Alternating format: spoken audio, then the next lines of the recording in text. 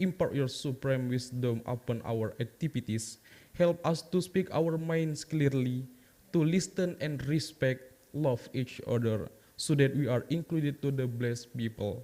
Oh Allah, protect us from unintended temptation, show us the right path, and give us knowledge and strength to perform good things. Oh Allah, you are the one who can fulfill our doa.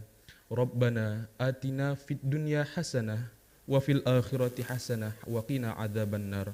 Walhamdulillahi rabbil alamin. Amin ya rabbal alamin. Thanks. Wallahul muwaffiq ila aqwamit thoriq.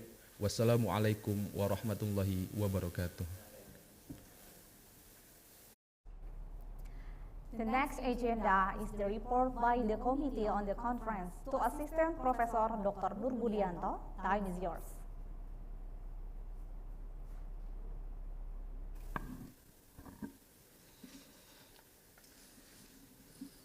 Bismillahirrahmanirrahim. Assalamualaikum warahmatullahi wabarakatuh. Good morning, ladies and gentlemen. Before I inform you on the conference, I would like to convey my warm welcome and thank you.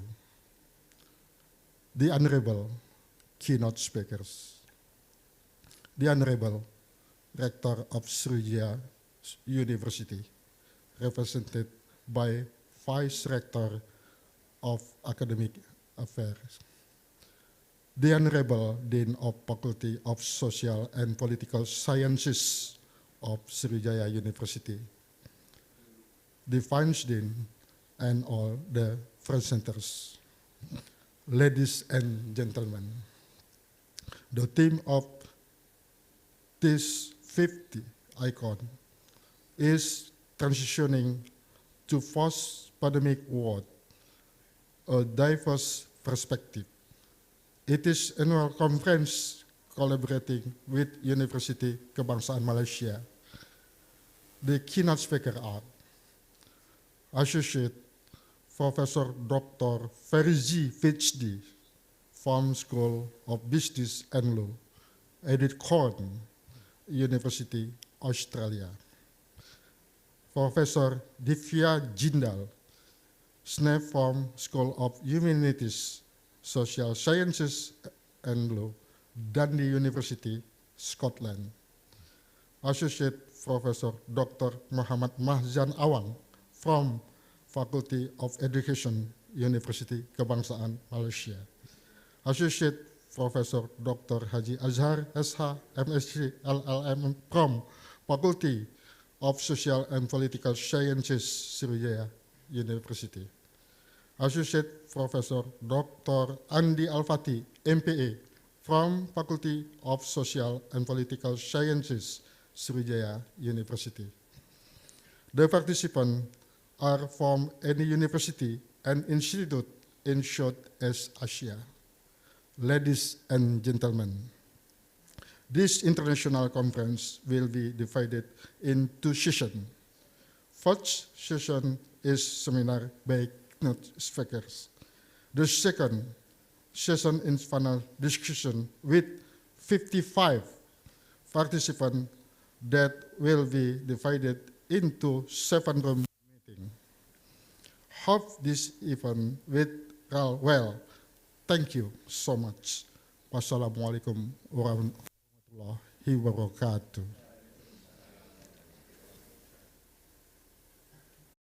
Thank you very much for Mr. Nur Budianto.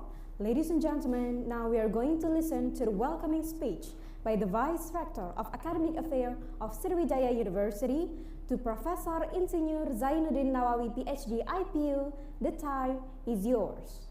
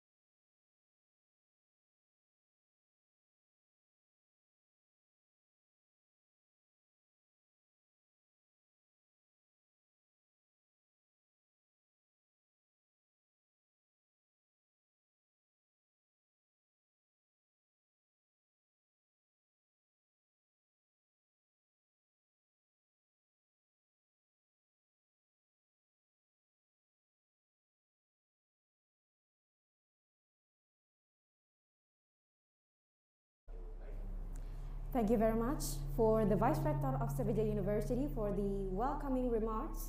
And ladies and gentlemen, we are inviting you to having a photo session with us, so please turn on your camera.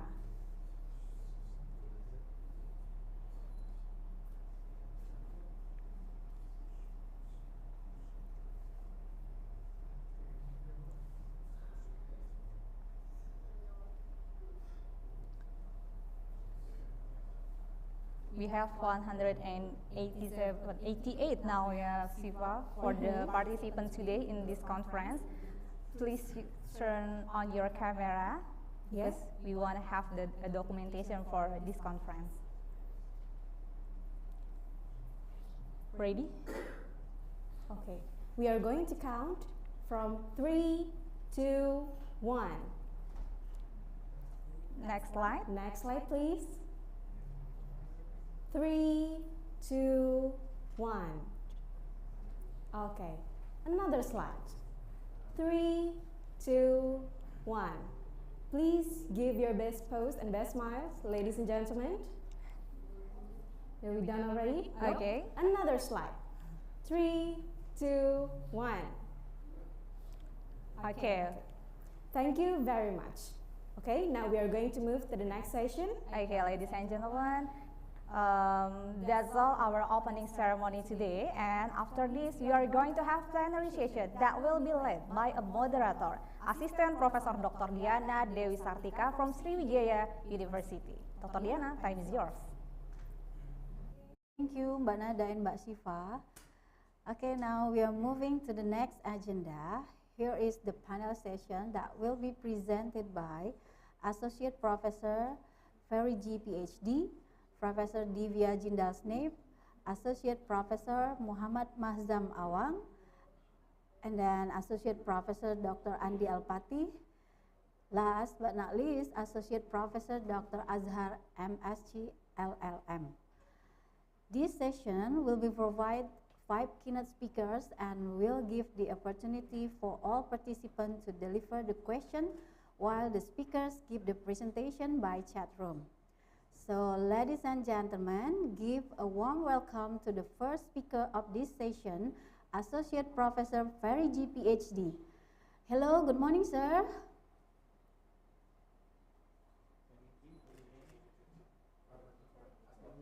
Hello, good morning, Mr. Ferry G.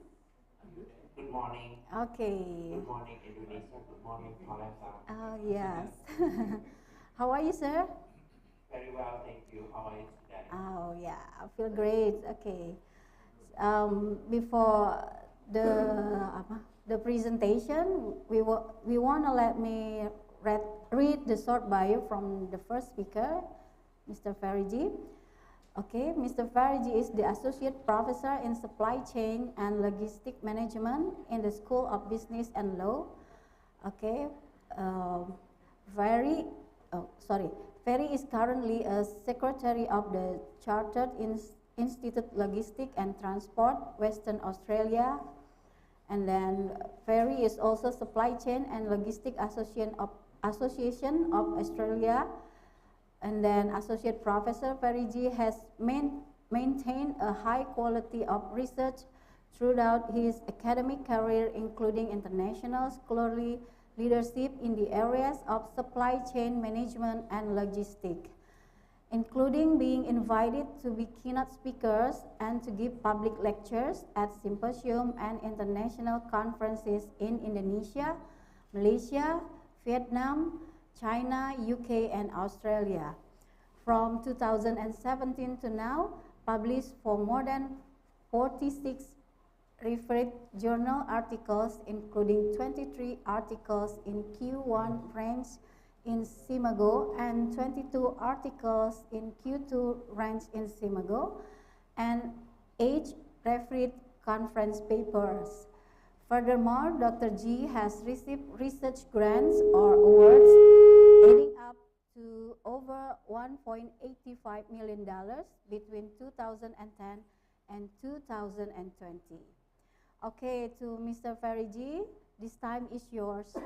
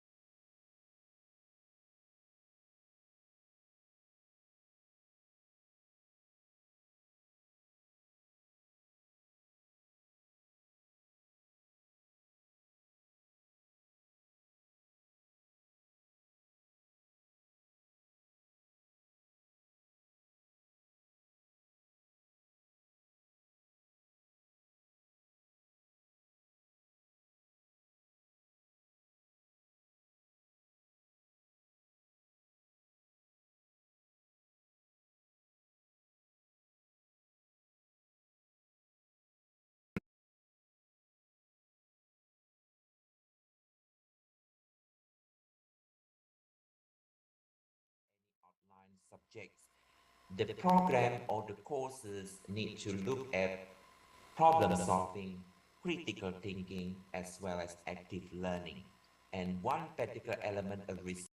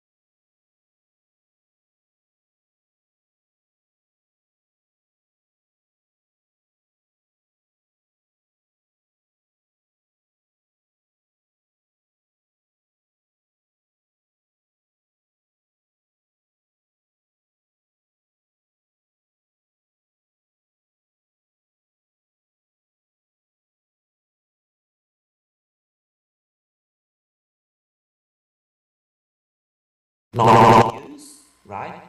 Monitoring and control, for example, technology design, programming, and what I just mentioned before in the previous slide about resilience and then stress tolerance and flexibility. So this in 2025 beyond, workers, staff requires need to have more flexibility. A lot of organizations in Australia, even now, they introduce a flexibility environment. People can work from home. People can just work in the on-site to meet their clients. In people can flexibility environment and the stress tolerance and more resilient in the workplace. And of course, we need to have ideation, which is a reasoning skill. If you introduce innovative idea for your business, for enterprise in the government, must be rational and reasoning. So that is the top 10 skill of the 2025. So, okay, moderator. So that's my presentations. So once again, I'm more than happy taking more questions and feedback. So if you have any question, please by all means you can ask any questions for that. Thank you so much. Thank you for listening. I just hand over to moderator. Assalamualaikum warahmatullahi wabarakatuh. Waalaikumsalam warahmatullahi wabarakatuh. Okay. Thank you so much for the presentation, Mr. Fariji. It was great. Okay, and now we are going to the next agenda, to the second speaker, Professor Divya Jindal-Snave. Okay, Professor Divya Jindal-Snave is a professor of education, inclusion, and life transitions. Also an interim dean at School of Education and Social Work, University of Dundee in Scotland. Director in Transformative Change, Educational and Life Transition, and also Associate Director in Center for Research on Families and Relationship, University of Edinburgh, and many more relevant roles at the University of Dundee. But unfortunately, she can attend directly with us because there is different time zone with us. So we will listen her presentation by video recording. And here's her presentation.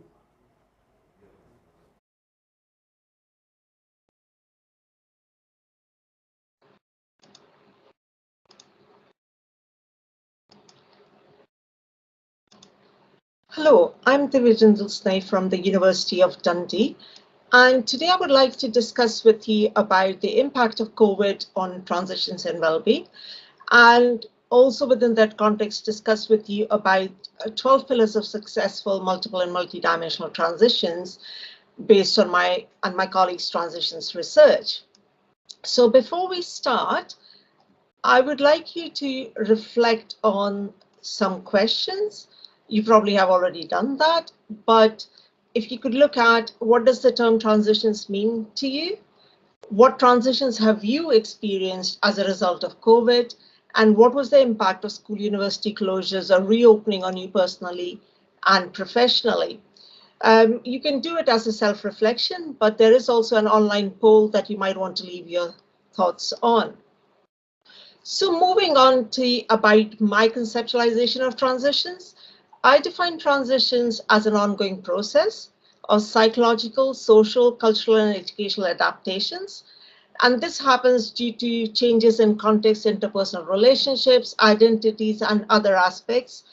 And these transitions can both be simultaneously exciting and worrying for an individual and others in their lives, and therefore they will require ongoing support.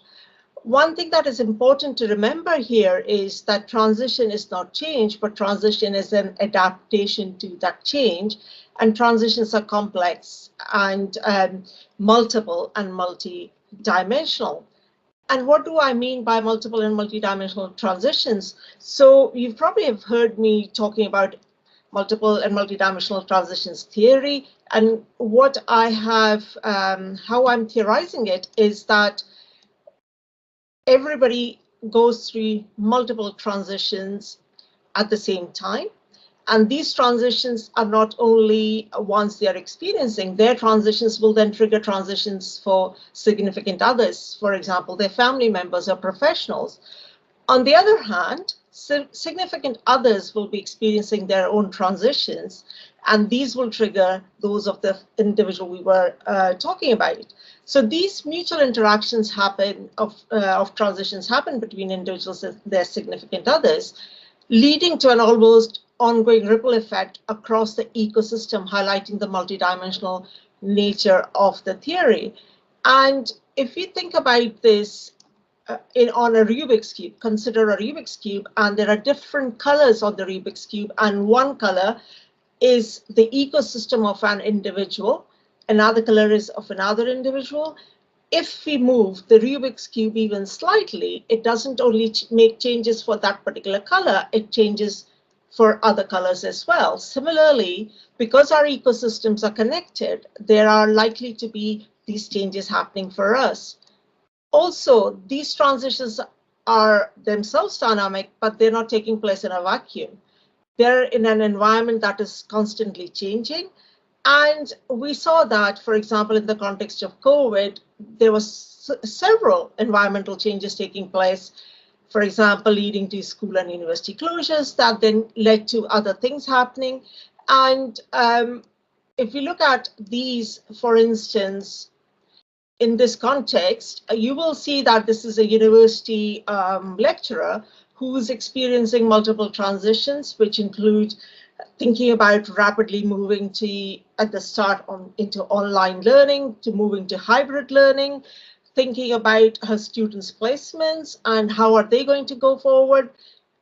Even there were things about risks to people's jobs and things. So there are lots of things happening on a professional basis that she has to adapt to.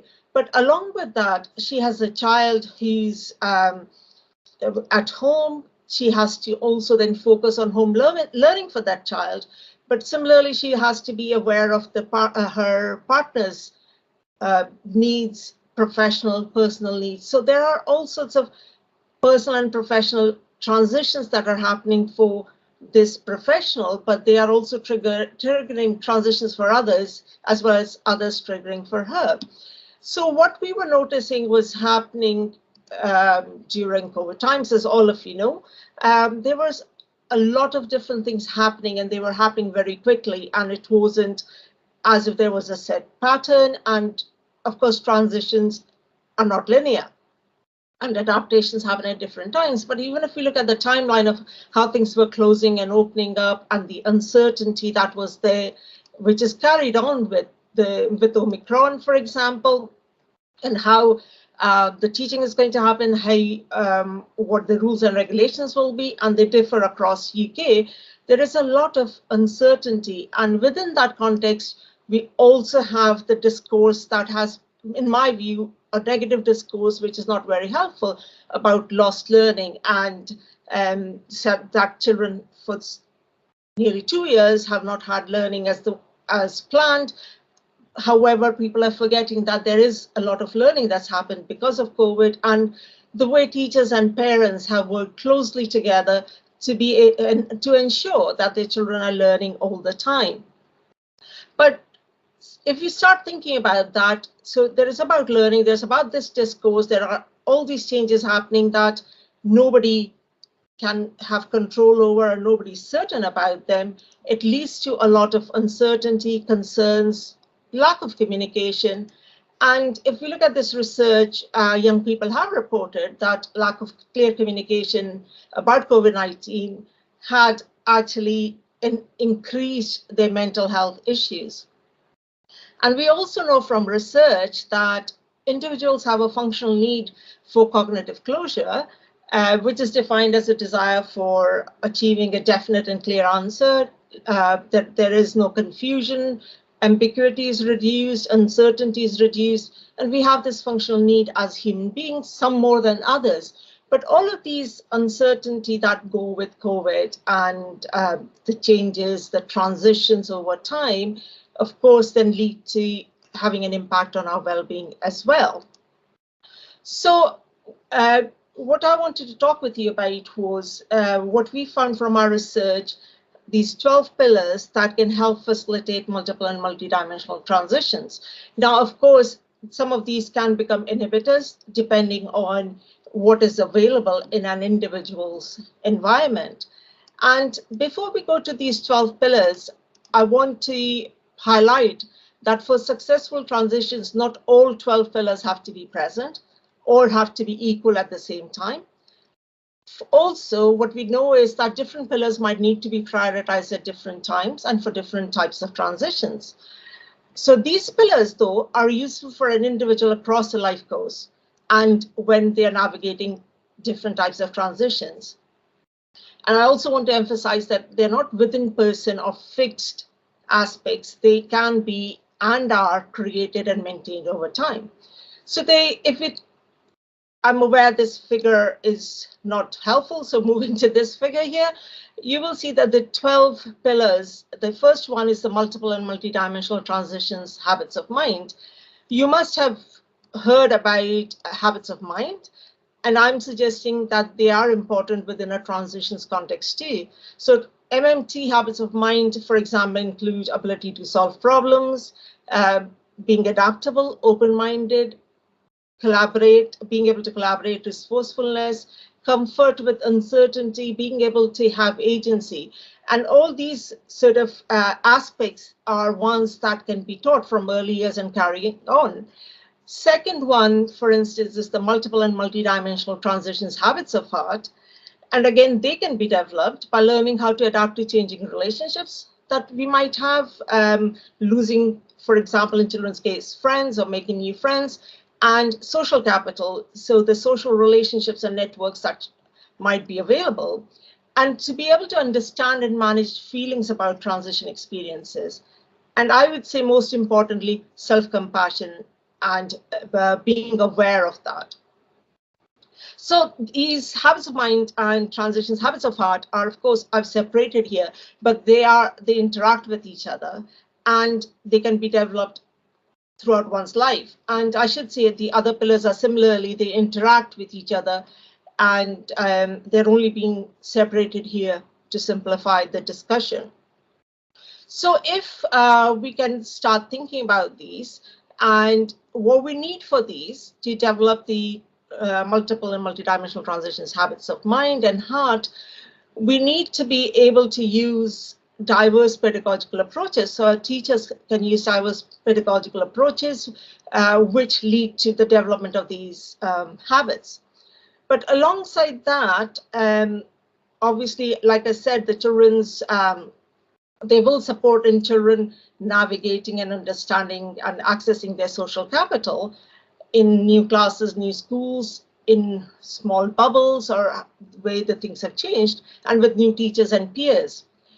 However, a child's social capital is also likely to influence their habits of mind and habits of heart, along with having an impact on their attitudes and beliefs about transitions. So do they think that transitions are dynamic? Do they think that transitions outcomes can change? So if you like, the idea of growth mindset of seeing things not as fixed, but changeable, and therefore, if they think the transitions outcomes are also changeable in that way. This then can influence the child's perception of their own ability and skills to navigate transitions. Also, the interactions between the child and their environment, they are going to have an impact on their attitudes towards transitions and perception of their own ability as well.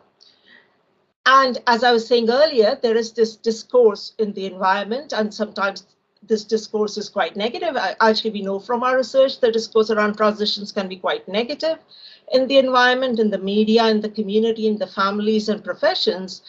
And these discourse, though, they are coming from the significant other's own experiences about transitions, as well as whether they have ability to support, in that context, and do they feel that they have the ability to support their child's transitions? So all of these are interacting, and there are other examples of these pillars where we can look at, for example, opportunities to discuss about transitions in everyday life. So for example, sharing your excitement and concerns, finding out about strategies used by significant others, for instance, they are going to have an impact as well. And for instance, the culture of the old and new nursery or schools, families, their community, they're all also going to have an impact on the pillars that I discussed earlier. So these 12 pillars, although I've separated here, are of course quite closely connected and interact with each other. And I'm going to only focus on one of those pillars here. And within that context, I'm going to look at self-compassion, which I was saying transitions, habits of heart. And talking about self-compassion is quite important because we're looking at well-being, and we're looking at well-being not only of the children, but also the professionals, the families who are supporting those children. Because unless we have good well-being or health, we might not be able to support other people. So in terms of self-compassion, what that is it's instead of mercilessly judging and criticizing yourself for various inadequacies or shortcomings, self-compassion means you're kind and understanding when confronted with personal failings. After all, whoever said you were supposed to be perfect? And we see, for example, we see in our research that people start seeing that difference. And as this university lecturer says, I realized that it is not just working from home, it's working from home during a pandemic. So giving themselves some space and understanding that it's not business as usual, because you are doing it in different circumstances. So this transitions habit of mind, habit of heart, I think is really important for all of us. And there are some links here if you would like to see how self-compassionate you are. I undertook this quiz and it is quite revealing and quite interesting to find out. And that then helps you in looking at what you might want to do to enhance your own well-being and what you can do with children and your own students, for instance. And there are some exercises as well. So basically, COVID-19 has led to lots of uncertainties. The normal way of working are not normal, and despite nearly 2 years, everything still is happening. There are new things developing, new variants coming, new rules and regulations coming, which change all the time. And it's important, though, when we are looking at coming out of lockdown, but again, hybrid situations and different types of learning and teaching that's happening, it is quite important that we do consider these 12 pillars of multiple and multidimensional transitions, because these can be cultivated, these can be developed, and they can really help us during all the transitions that we experience, but also during COVID time transitions. Okay, I would like to end at that. Thank you very much for listening to me.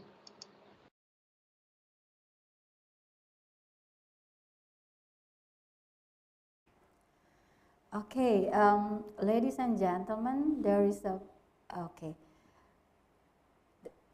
ladies and gentlemen, there is a presentation by Professor Divya. So we will continue for the next keynote speaker. Professor Dr. Muhammad Mahzan Awang is a professor of Sociology of Education and also the Dean of the Faculty of Education at University Kebangsaan Malaysia. He received his PhD in education from the University of Dundee, United Kingdom. He carried out a lot of research related to rural community education, social capital, and citizenship. He actively established professional international collaboration in the various fields of research and education engagement. Working with friends from Indonesian University is one of the often activities carried out by him. But unfortunately, Mr. Ahzam cannot attend directly with us because there is other important meeting in Malaysia. So we will listen his presentation by video recording, and here's his presentation.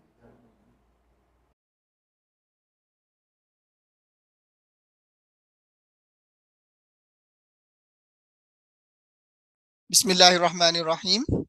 Assalamualaikum warahmatullahi ta'ala wabarakatuh. And very good morning to everyone. Thank you very much to Universitas Sriwijaya for inviting me to deliver my thoughts on non-formal education today in the 5th International Conference on Social Sciences and Humanities, ICOSH 5. I will talk about non-formal education as a rural community development strategy in Malaysia. In this talk, I will discover the situation in Malaysia during the COVID-19 pandemic and how does it affect the employability rates in Malaysia, and how does it affect rural community development in Malaysia. And also, I'll share with you the Malaysian one of the strategies to develop socio-economic for rural community in Malaysia. So to begin my presentation today, let we look at the mortality statistics in Malaysia due to the COVID-19 pandemic for the last 3 years. So the statistic shows that total number of mortality of death with COVID in Malaysia was around 36,000. It accumulates 0.6% of the total population, meaning to say that for every 1,000 person infected with COVID-19 in Malaysia, 6% might die. And we look at the gender statistics. So the majority of victims of COVID-19 victims in Malaysia were male. 65% of the victims were male in Malaysia. And 64% of COVID-19 deaths aged 16 years and above, meaning to say that the old populations are very risky during the COVID-19 strike in Malaysia. And we look at the underlying health conditions. Data shows that 87% of COVID-19 deaths reported to have at least one underlying health conditions. The highest numbers, or the highest percentage of the underlying health conditions are high blood pressures and diabetics problems. So this is the situations in Malaysia, where 36,350 people died with COVID-19 in Malaysia. We are so sorry looking at these statistics. Now we are looking at the impact of the COVID-19 pandemic towards urban and rural communities in Malaysia. Irrespective of where do we live, most of us have affected by COVID-19 pandemic. So data shows that there are 4 categories for unemployment, stress, and job loss in Malaysia. For category 1, reduced hours of working. Category 2, unpaid leave. Category 3, reduced paid leave. And finally, lost jobs. Statistics shows that arts and recreations is the highest sector that has been affected by the COVID-19. 38% of arts and recreations workers have been lost their jobs if compared to other sectors. And we look at, there are so many sectors here are affected during COVID-19 pandemic. Food and beverage, fisheries, accommodations, forestry, animal rearing, transport, retail trade, agriculture. You see here, agriculture, 21% of the workers have lost their jobs. And also we look at here, 33% of fisheries also lost their job, and 35% of food and beverage workers also lost their jobs. These are the sectors that face problems due to the COVID-19 pandemic in Malaysia. So we look at here. So what should we do to make sure that all the workers, especially those who live in rural areas, can be survive after the pandemic? So we look at here. I'm a sociologist. I do believe sociologists do believe that education must be a strategy, or must be the main strategy to develop or redevelop socio-economic for rural people or rural communities. Education tends to raise productivity and creativity, as well as stimulate entrepreneurship and technological breakthroughs. All of these factors lead to greater output and economic growth. Nelson Mandela once said, education is the most powerful weapon which you can use to change the world.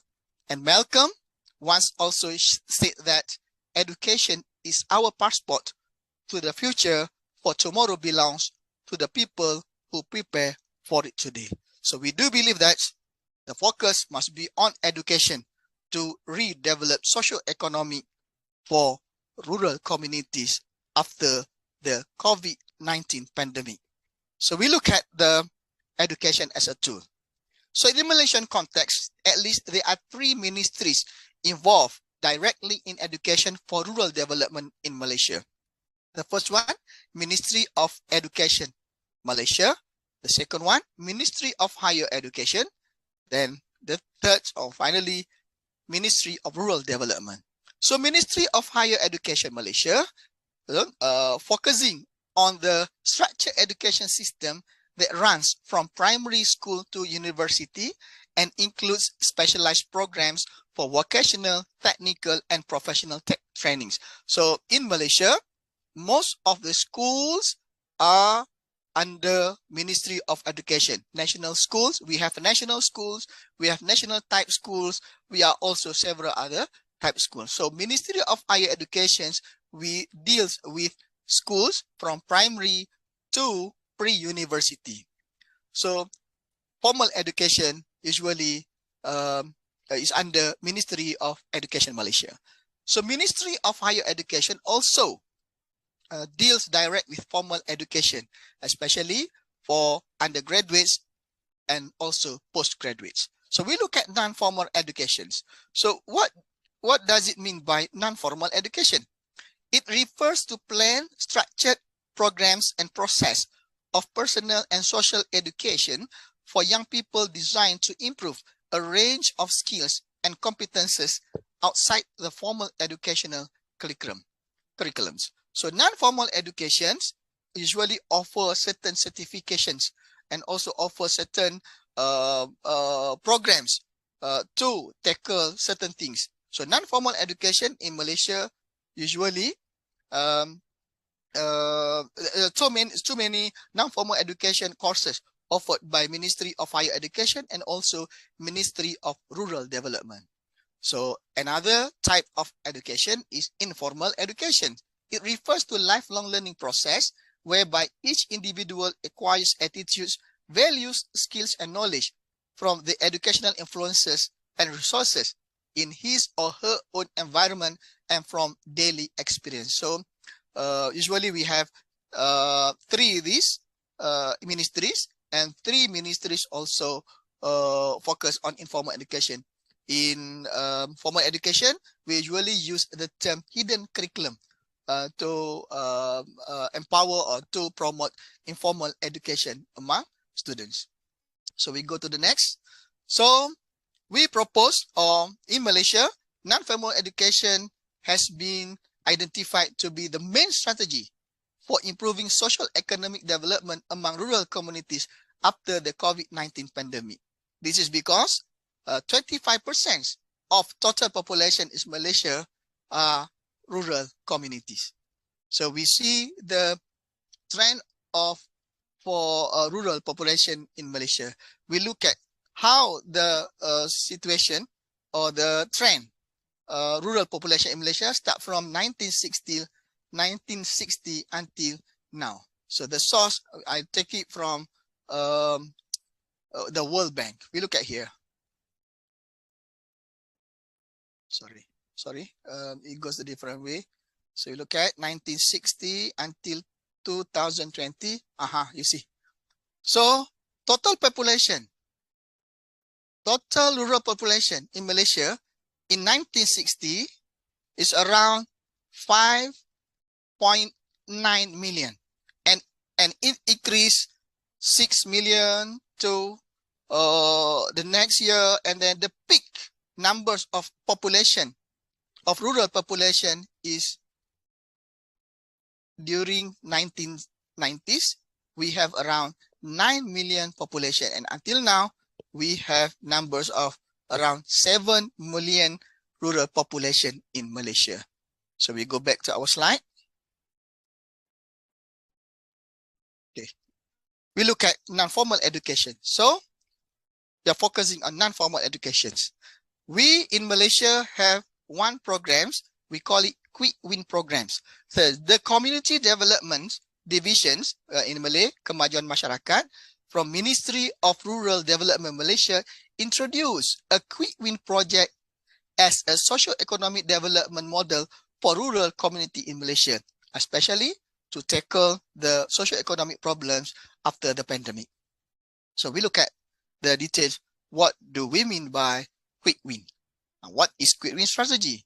It refers to solutions are defined as quick win is if they are easy, fast, economical to implement, and able to be easily reserved. So actually we have 4 types of programs. So with high impact or hard impact to implement, we don't call it quick win. Low impact, hard to implement, we also don't call it quick win. Low impact, easy to implement, also not a quick win. The quick win refers to high impact or easy to implement projects. So a quick win is a change that is visible and will have immediate impacts. It doesn't need to be profound, but stakeholders should generally agree that it is a good thing. So the main focus in Malaysia for quick win project are practical skills, training, and developments. We look a bit detail about the quick win project in Malaysia. So there are at least 1, 2, 3, 4, 5 projects that are under quick wins for Malaysian models. Food and beverage, so fashion industry, beauty business, ICT, handcraft, and family-based well-being business. All of these areas, the participants who want to get these skills need to attend a specific course. So from 2017 to 2020, a total of 23 million has been allocated by the government of Malaysia for the development of 16,314 quick win kemas entrepreneurs. So we look at details, statistic here, the number of participants in Malaysia. So this one only for 2017, the year of 2017. So total number of participants for quick win is around 1,670. So if we look at the states, all the states got participants who were attended the courses or non-formal education courses to improve their skills, to ensure that they can gain knowledge and also gain income to support their socioeconomic in the rural areas.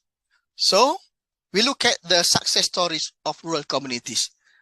Pastry, bakery, and agro-based industries help rural areas, rural community entrepreneurs develop and manage their best business successfully. At the moment, we have limited data to show how successful are they in the area. So that's why in my conclusion, I would say that although quick win is one of the non-formal education projects and is a strategic model for rural community development in Malaysia, it seems to be effective to support socio-economic development of rural populations, and is a practical solution easy to be carried out, and it has been participated well by many rural communities. Although we have all success stories of quick win entrepreneurs, but we still need comprehensive data to analyze the successful rates, problems faced by entrepreneurs, and also would suggest better strategies for quick win programs. And at this point, I do believe that quick win programs requires more state-to-the-art skill-based courses that are driven by national and global market to sustain rural entrepreneurs' performance. So then I'm doing this project now. So we're gathering data to look at how Malaysians, especially rural communities, run their business, or how rural communities taking out their roles and carry out all the skills gained from the non-formal educations provided under quick wins program. At the moment, we have no specific data, we have no specific statistical data to show you, but I'm sure when the project finish, we will have specific data to show that this model is very, very effective and supported by specific data, by comprehensive data and statistical data. So for that, thank you very much for the organizers inviting me to deliver my thoughts on the subject, and hoping that we enjoy the seminar, and hoping that next year we'll see you here in Malaysia, inshallah. We'll do ICOSH in Malaysia next year, inshallah. Thank you very much. Assalamualaikum warahmatullahi wabarakatuh.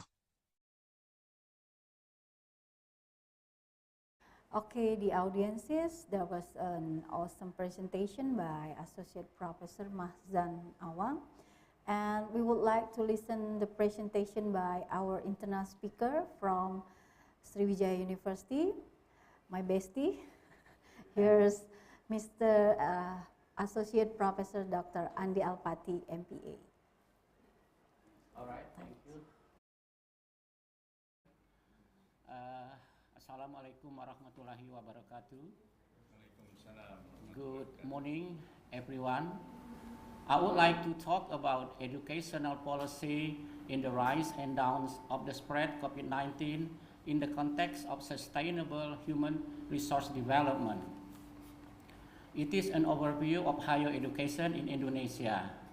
As you know, that COVID-19 pandemic has affected various aspects of life, including the world of education.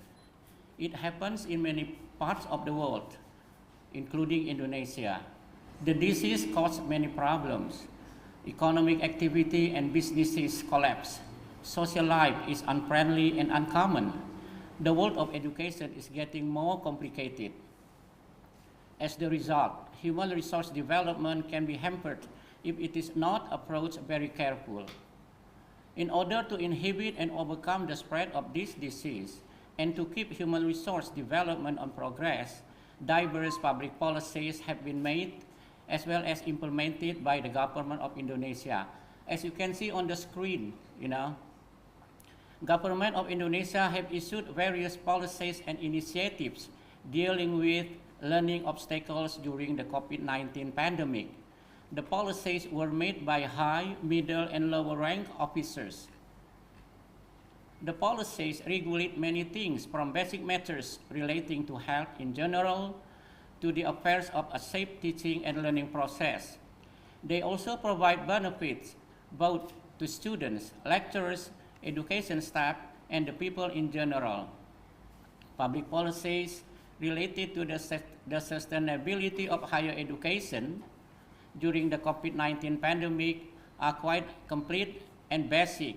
They serve as referral, regulatory, supporting, and technical infrastructure in nature. Please the next slide. Okay.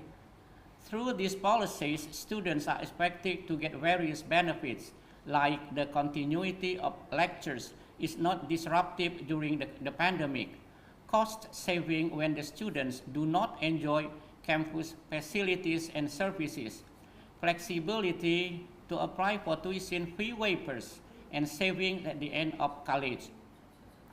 The principle of the educational policies during the COVID-19 pandemic is to prioritize the health and safety of students, educators, education staff, families, and community in general, as well as considering the growth and the development of students and psychosocial conditions in an effort to fulfill educational services during the COVID-19 pandemic.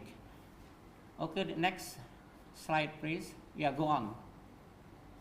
Here, I show you some pictures. This is the conditions in downtown before and during the COVID-19 pandemic. Look, streets were very, very empty, but here, before the pandemic, the streets are very crowded.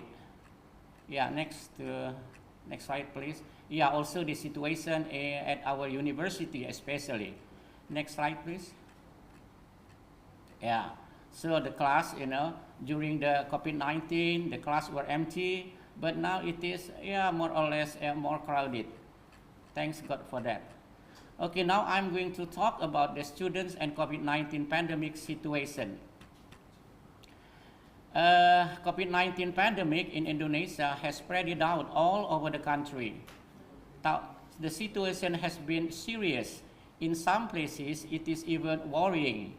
Millions have become sufferers. Thousands passed away, although many can also be saved.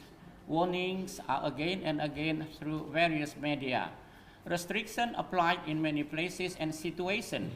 Businesses have declined very sharply. A lot of people lost their job and have become jobless. As the result, poverty and hard life are more and more. Multidimensional crisis happens in many places. On the other hand, the situations, some of them, got infected with COVID-19. Most of them ought to go home to live with their parents outside the city where universities are located. For some reasons, some of them still live and rent accommodation close to university. Nevertheless, their activities are very much restricted due to keep distance and gathering ban policy. Their situation has become worse since their parents have lost their jobs, resulting in their bad financial situation. Not only are the students facing health threats, but also experiencing financial and social crisis. Due to the frightening epidemic atmosphere, the policy regarding to teaching learning system has shifted from face-to-face to virtual system. Study from home is in practice. By this, the students attend lectures virtually or online. Now let's see the online teaching learning system. The teaching learning process has been carried out by making use of multimedia technology. It is a virtual meeting, not a face-to-face one. In this system, both lecturers and students are present at lectures at their own places. The media used are university website e-learning and also Zoom application, and they are available for free by universities. For some students, internet quota even has also been given for free. In its implementation, the academic administrative staff informs class schedule along with the meeting ID and passcode Zoom to lecturers and students. They also prepare student attendance list. Based on that information, lectures can take place. This approach has been being applied since the COVID-19 outbreak became more serious. Other academic activities like filling out study plan cards, taking study result card, or thesis writing guidance, and others are also done virtually.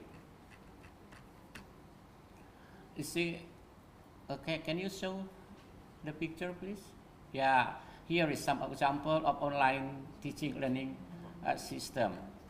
Okay, unlike offline teaching learning process, the online one, of course, have some advantages and disadvantages, both for the lecturers and the student. You can see the table. Okay, look here.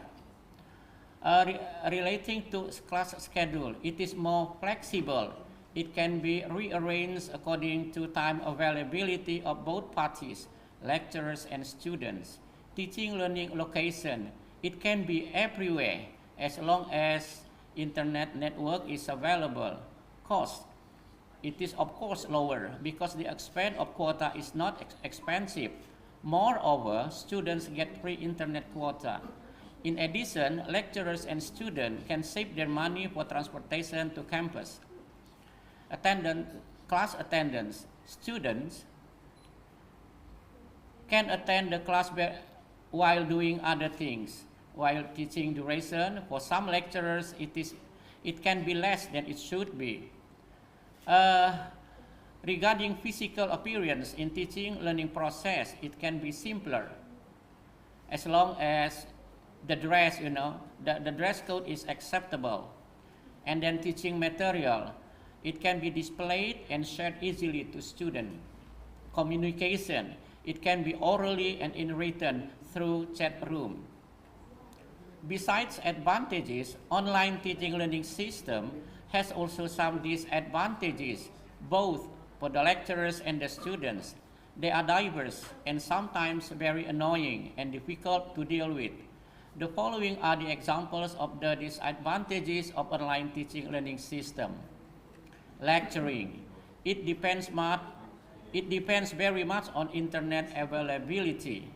Academic atmosphere during the class, it's very challenging.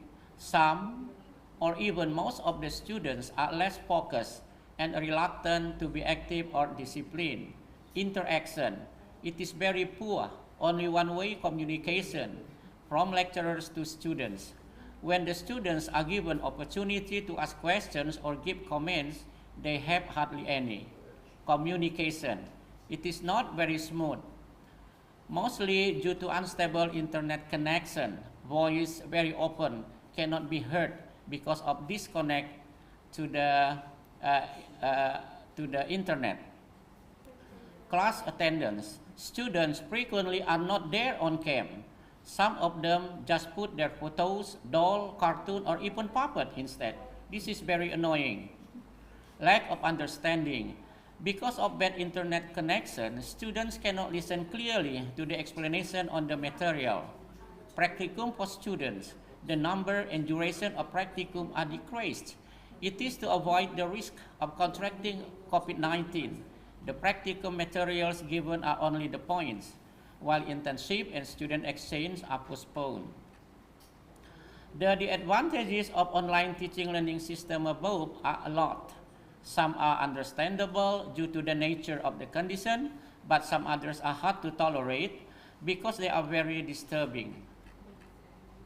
In its relation to the disadvantages of online teaching learning system above, there are several suggestions recommended to be carried out. First, lecturers had better be given access to flexible Zoom links.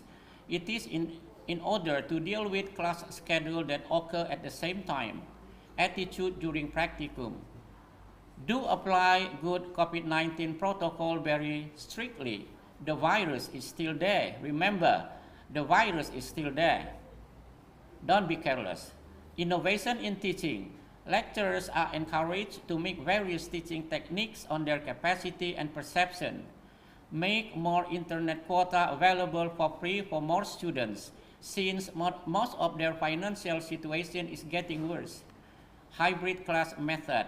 The teaching learning activity can be done through two different methods, offline and online ones, to make the teaching learning process sure and more effective and fun. The recommended suggestions are for the students who study and the faculties which fit to them. They are proposed in order to make teaching learning system work successfully. Now let me talk about the present situation. At this time, COVID-19 has gradually reduced and the atmosphere is not very scary anymore. In fact, it has decreased considerably.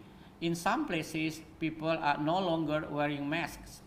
There is leeway in mask use, especially in open space with fresh air. But as I told you before, don't be careless. COVID-19 is still there, even though it is not a pandemic anymore. In its relation to educational policy, some students have studied offline and hybrid with health protocols.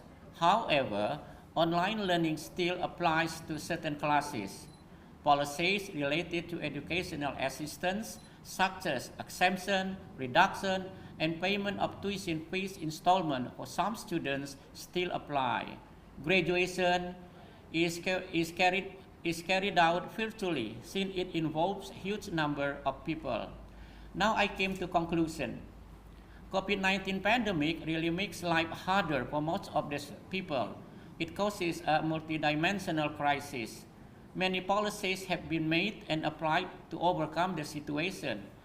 Regarding the sustainability education, the technical policies like the circular letter of the Secretary General of the Ministry of Education and Culture on study from home during the COVID-19 emergencies is there and is in practice. Study from home policy gives some advantages and disadvantages. Offline, hybrid, and online approaches in teaching learning system apply. Policies related to educational assistance such as exemption, reduction, and payment of tuition fees installment for some students still apply. Education process keeps on being sustainable to keep development on progress, especially the development of human resource as a part of community, which is a dimension of sustainable development. All right, ladies and gentlemen, I think that's all my presentation. Thank you very much for your attention. So just in case you have some question or comment, please do. Thank you.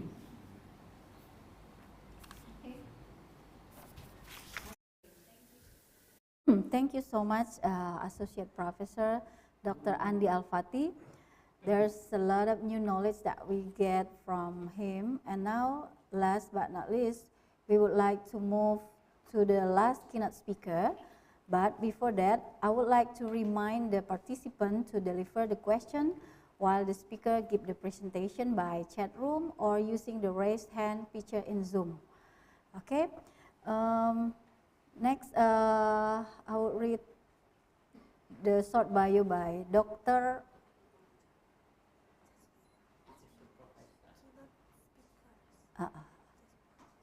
Okay, we move to another keynote speaker, Associate Professor Dr. Azhar MSc LLM is an Associate Professor of Law and also the Vice Dean of Academic Affairs of the Social and Political Faculty. He received his master degree in USA and also University of Hokkaido, Japan, and the PhD program also in University of Hokkaido. Dr. Azhar carried out a lot of research related to law enforcement, ecological justice, and many more. Okay, to Dr. Azhar MSc LLM, time is yours. Good morning, ladies and gentlemen. Thank you, Dr. Diana, as moderator this morning. It is an honor to meet you all here, especially Associate Professor Dr. Feriji, Associate Professor Dr. Muhammad Mahzan Awang. Assalamualaikum warahmatullahi wabarakatuh. I would like to say thanks to the Dean of Faculties, Social and Political Sciences, Sriwijaya University, all committees, and all of you for coming to this presentation. It is great to see you all. It is a great honor to be one of keynote speakers for me. The purpose of the presentation is to discuss about my recent result with the theme Ecological Justice in the Application of Spatial Policy in Indonesia. Ladies and gentlemen, as the recent background in the overcoming poverty, social inequality, unequal resource management, and strengthening protection of the environment, the global order must find a formulation by strengthening various sectors of people's lives. This global effort, known as Sustainable Development Goals or SDGs, has received approval from the majority of countries around the world. In the order of implementation with the target until 2030, the SDGs have 17 missions with 169 derivative achievements target with the hope that they can be carried out well. As one of the big countries on the world, Indonesia, the most population country in the world, and ranked after United States, the 15th largest country in the world by area. Indonesia agreed and is committed to the implementation of SDGs in the international order as an effort to overcome various problems among the community, especially in focusing the formation of sustainable cities and communities. It is stated in Mission 11 in SDGs.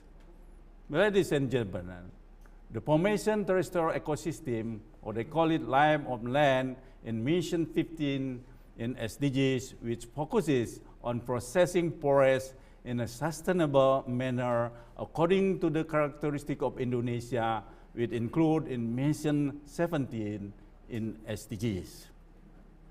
The focus of the SDGs raised by Indonesia is then according with the perspective of environmental justice or ecological justice and social political scholarship. This research is also based on various disaster and ecological damage that occur in Indonesia. If we look at the phenomena that occur in Indonesia, ecological damage is a phenomenon that often occurs and has a negative impact on people's life, environmental life, and even affects a various sectors such as the economic sector.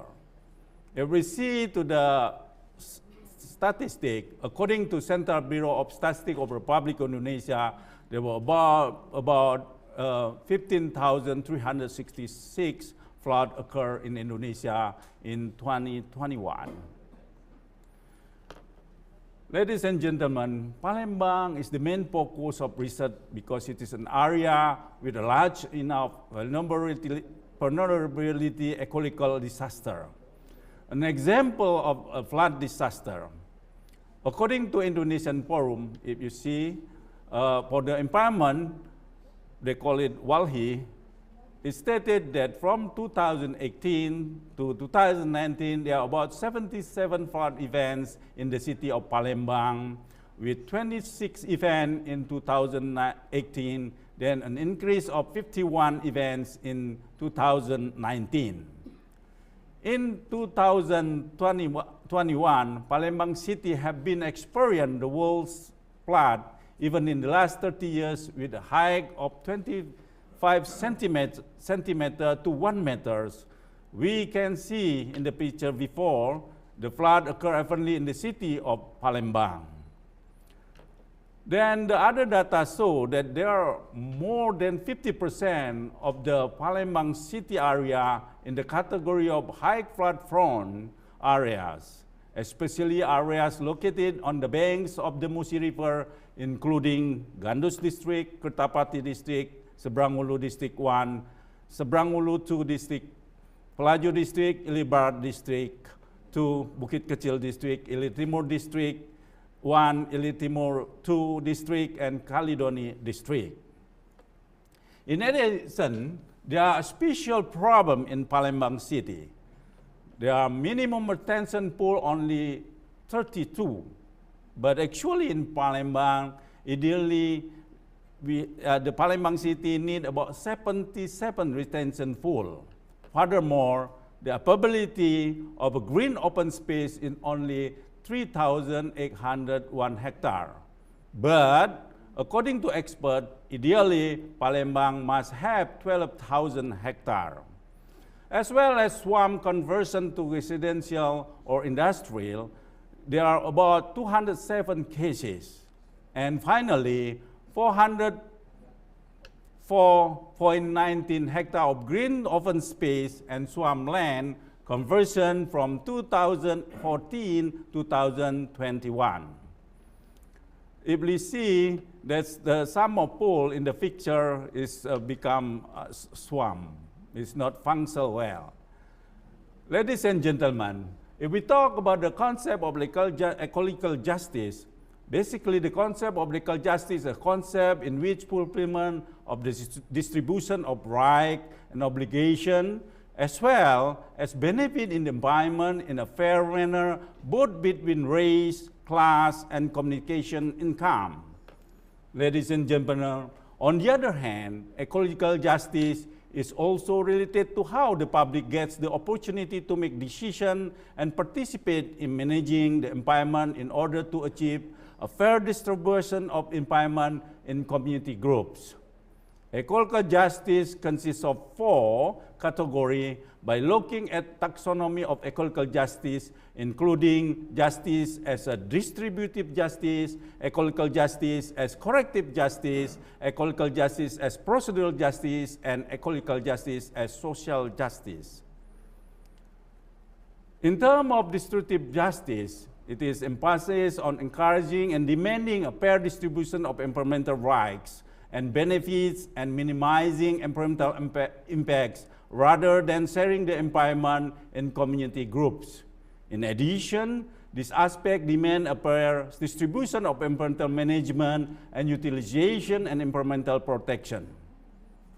And then, corrective justice emphasizes effort to provide sanction, impose obligation and compensation for perpetrators who damage the environment to many effective community groups.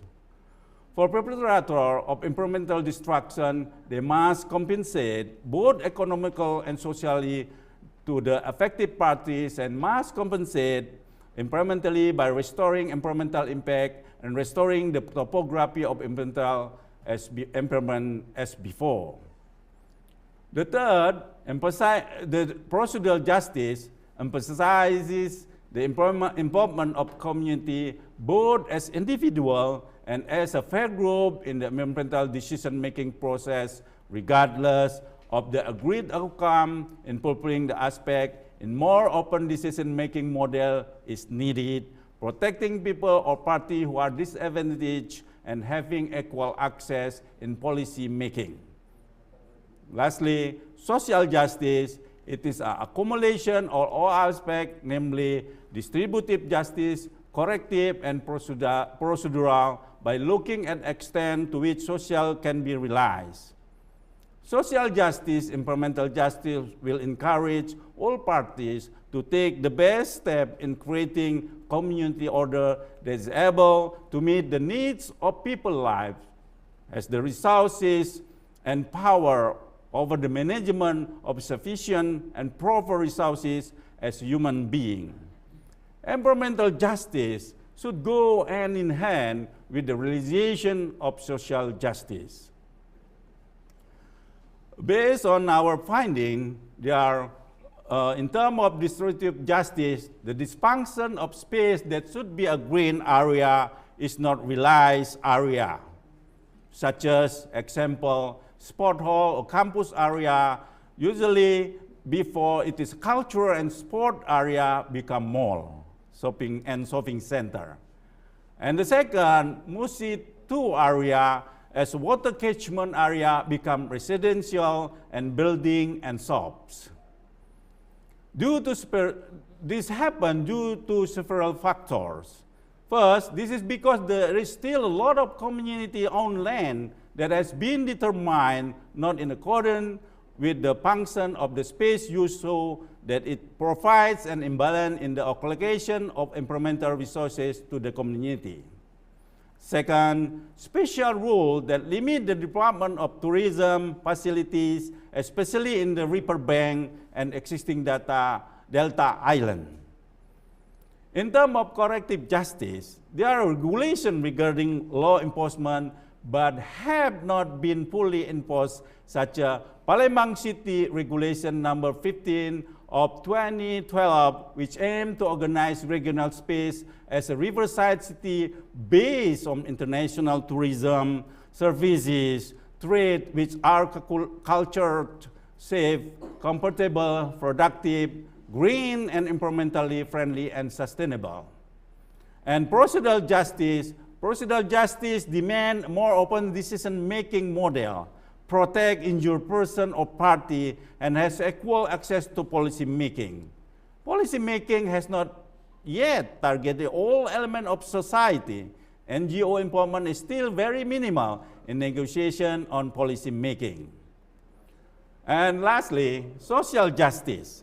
In the aspect of social justice that can be seen from the distribution, corrective, and procedural aspect of policy, the Palembang city government regional special planning continues to strive to fulfill the right of the community, especially to the benefit from a comfortable and safe environment, such as being free from flooding, free from pollution, structuring slum area, and improvement of various public facility related to the community environment. But on the other hand, the community still has not received justice in the aspect of fairness in the allocation of resources. This is evident by the large number of community production land, green open areas, protected land, such as swamps that are used as economic and residential area.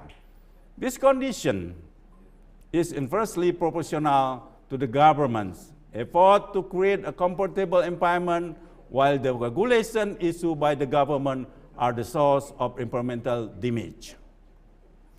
Finally, ladies and gentlemen, we arrive in conclusion.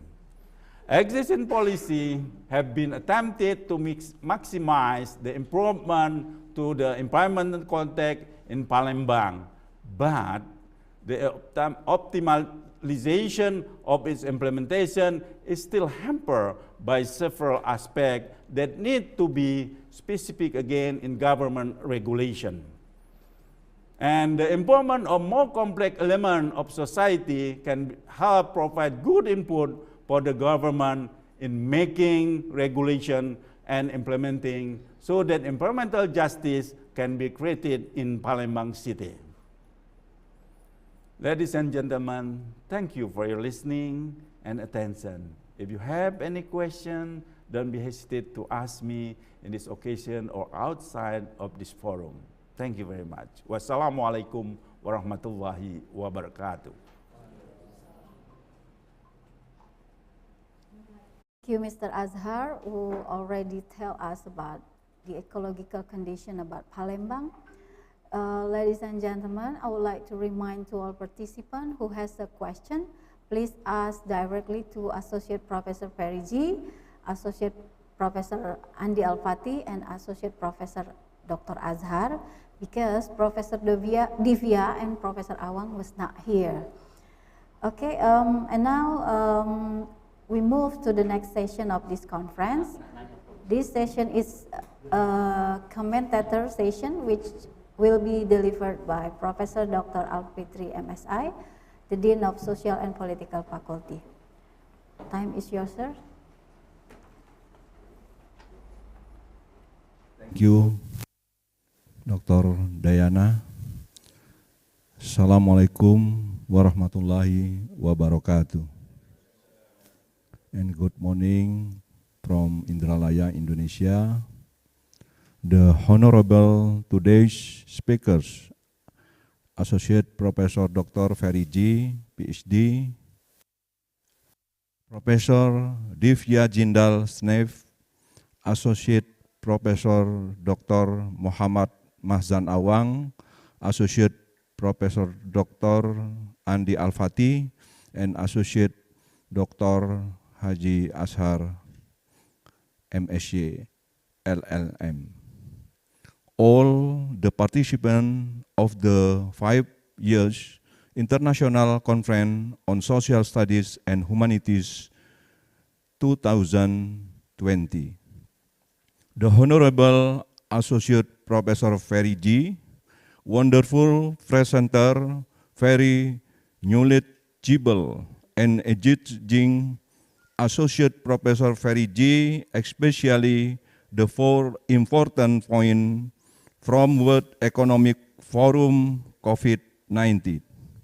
It's reminding us that we must well prepare for that by 2025. The adoption of technology increases. We must exchange our knowledge, be ready for the new opportunities and challenges in the new era and new wave of globalization. Side of stage savvy, we need to enhance our such as problem-solving skills, self-management skill, and able to work on the team. The Honorable Professor Divya Jindal Snaif. Thank you so much, Professor Divya. Informative, interesting, interactive, and practical. From Professor Divya, we learn a lot of things, especially self-compassion. Aside of financial problems, as the result COVID-19 are their teenage mental health of people, especially young people. As Professor Divya, quoting Christine Neff before, after all, who emphasized you were supposed to be perfect. Instead of judging, criticizing, and bullying ourselves, we should kind and understanding when we are facing shortcomings. Indonesian heroes, Onse, Banyak hal yang bisa menjatuhkanmu, tapi satu-satunya hal yang benar-benar dapat menjatuhkanmu adalah sikapmu sendiri. Many things can bring you down, but the only thing that can really bring you down is your own attitude. The Honorable Associate Professor Dr. Muhammad Mazan Awang, thank you so much, Professor Dr. Muhammad Mazan Awang, very inspiring presentation. Congratulations for Malaysia for the successful strategy of quick win KEMAS strategy. Quick win strategy in Indonesia, we call it program percepatan. We showed the collaboration on research regarding this issue. The Honorable Associate Professor Dr. Andi Al-Fatih MPE, thank you so much, Associate Professor Andi Al-Fatih. Such a opening really appreciate that you share with use your concern on educational policy in the rise and the down of the spread of COVID-19 in context of sustainable human resources development, especially on higher education in Indonesia. From Associate Professor Andi presentation, we got to know that the impact of the pandemic on education was significant. On the bright side, we might exchange our skill and knowledge through new media, create new techniques and methods during learning and the teaching process, but the same time we might encounter difficulties such as lack of understanding led to unfinished learning. Not to mention this kind of new learning and teaching experience is costly. There are a lot of students have become more likely to drop out, especially those from low-income families. They are less likely to go on the post-secondary education. For that matter, I support Associate Professor Andi Ides and recommendation as we are currently applying the hybrid class system. We cut the careless and stick to health protocols. Let use hope be bigger and better therefore our educational system.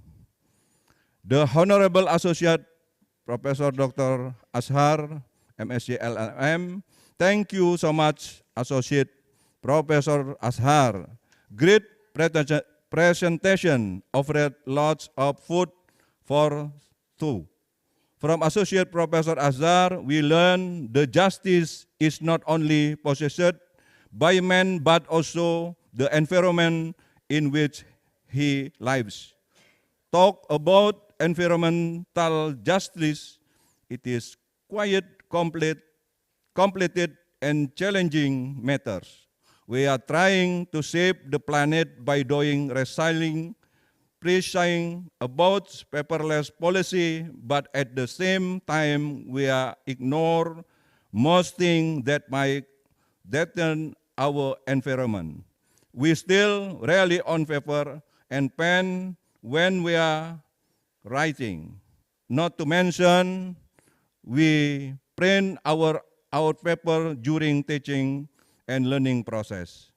I agree with Associate Professor Azhar that government cannot face this problem alone. The society should support them by giving their good input and do action, because in the end of the day, we know that action speaks louder than words. Thank you very much. Wassalamualaikum warahmatullahi wabarakatuh.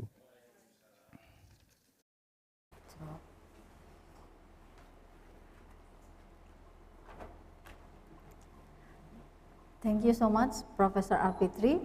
Okay, we will continue our conference with question and answer. So at the first time we have, Mr. Andi Al-Fatih, you want to ask? Yeah, Okay. like You have a, okay. Professor G, my bestie. Your bestie too. Okay. Okay, please. Can I? Yes. All right. Hello, Prof. G. How are you? Hello, very good, thank you. How are you? I'm all right. Yeah, so yeah, your presentation is very interesting.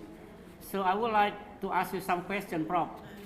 Yes. Yeah, as we know that the functional arrivals of the order's goods to the destination is very important. If there is some problems in good supply chains, so that the goods come to the frontline store is very late. What do have to, where do we start to check what's going on to the supply chains? Can you take the point? Yes. Yeah. Okay. I have one more question. Sorry. Yes. Yeah. The second question is how critical the role of supply chains management in business. How critical the role of supply chains management in business. All right, thank you. So you are welcome to Palembang again. Yeah, Thank you so much for the question. First question is, if we found a problem, the product, say for example, in retail or supermarket, say for example, and it's a delay, there's three things we need to find out what's the problem. The first one, we need to create cause and effect diagram and what causes that problem. The problem actually is the problem because people, and then we need to find out what problems there in the workforce, whether it's a workforce is sick or maybe because Omicron cannot go to work, they cannot do working in the factory because and the factory limited workers, and then they cannot produce whatever the demand, the retailer. So basically, we need to fix that problem in terms of supply. And number two, if we got problem, delay the product, we need to look at inventory decision. It means that if we have a backup stock of, for example, or safety stock for the product because product delayed, then we can use the backup or safety stock of what we call in bahasa Indonesia cadangan persediaan. It will need to fulfill the demand requirement. Okay, the first thing is we need to look at and use the a safety stock to fulfill demand in the downstream supply chain. Now, number three is for a strategic point of view, for longer term, the businesses or enterprises need to relook at the supply chain structure or the business model or the business structure. So, for example, in Palembang, during COVID, maybe you got so many suppliers, they discontinued, and you lost so much suppliers, and you lost so much, and you need to find the new suppliers, right? You need to find the new transport companies to ensure to deliver the product from upstream down to downstream supply chain. So this is very critical for the businesses need to relook at who you're working with, vision in terms of the business partnership, whether they still exist, or if they don't exist, then you need to find the new one. Okay, and then number four is again, you need to do more day-to-day operation. It means that you can't simply look at in the future all the time, but you need to look at day-to-day operation and check what's going on, check any problem. So you need to solve the problem immediately. Okay, you cannot wait the problems, just wait until later on. The same thing with Omicron, for example. People, countries exciting, including Indonesia and Palembang exciting, but unfortunately Omicron still here. Okay, it's not gone immediately. So my concern for the countries to ensure there's no particular new strain become more deadly virus like Delta strain, for example, in 2021. Number two, looking at the capacity of the hospitals. As you know, if rumah sakit umum terlalu penuh, many people got COVID Omicron, then it's a problem, in Palembang or maybe in that country.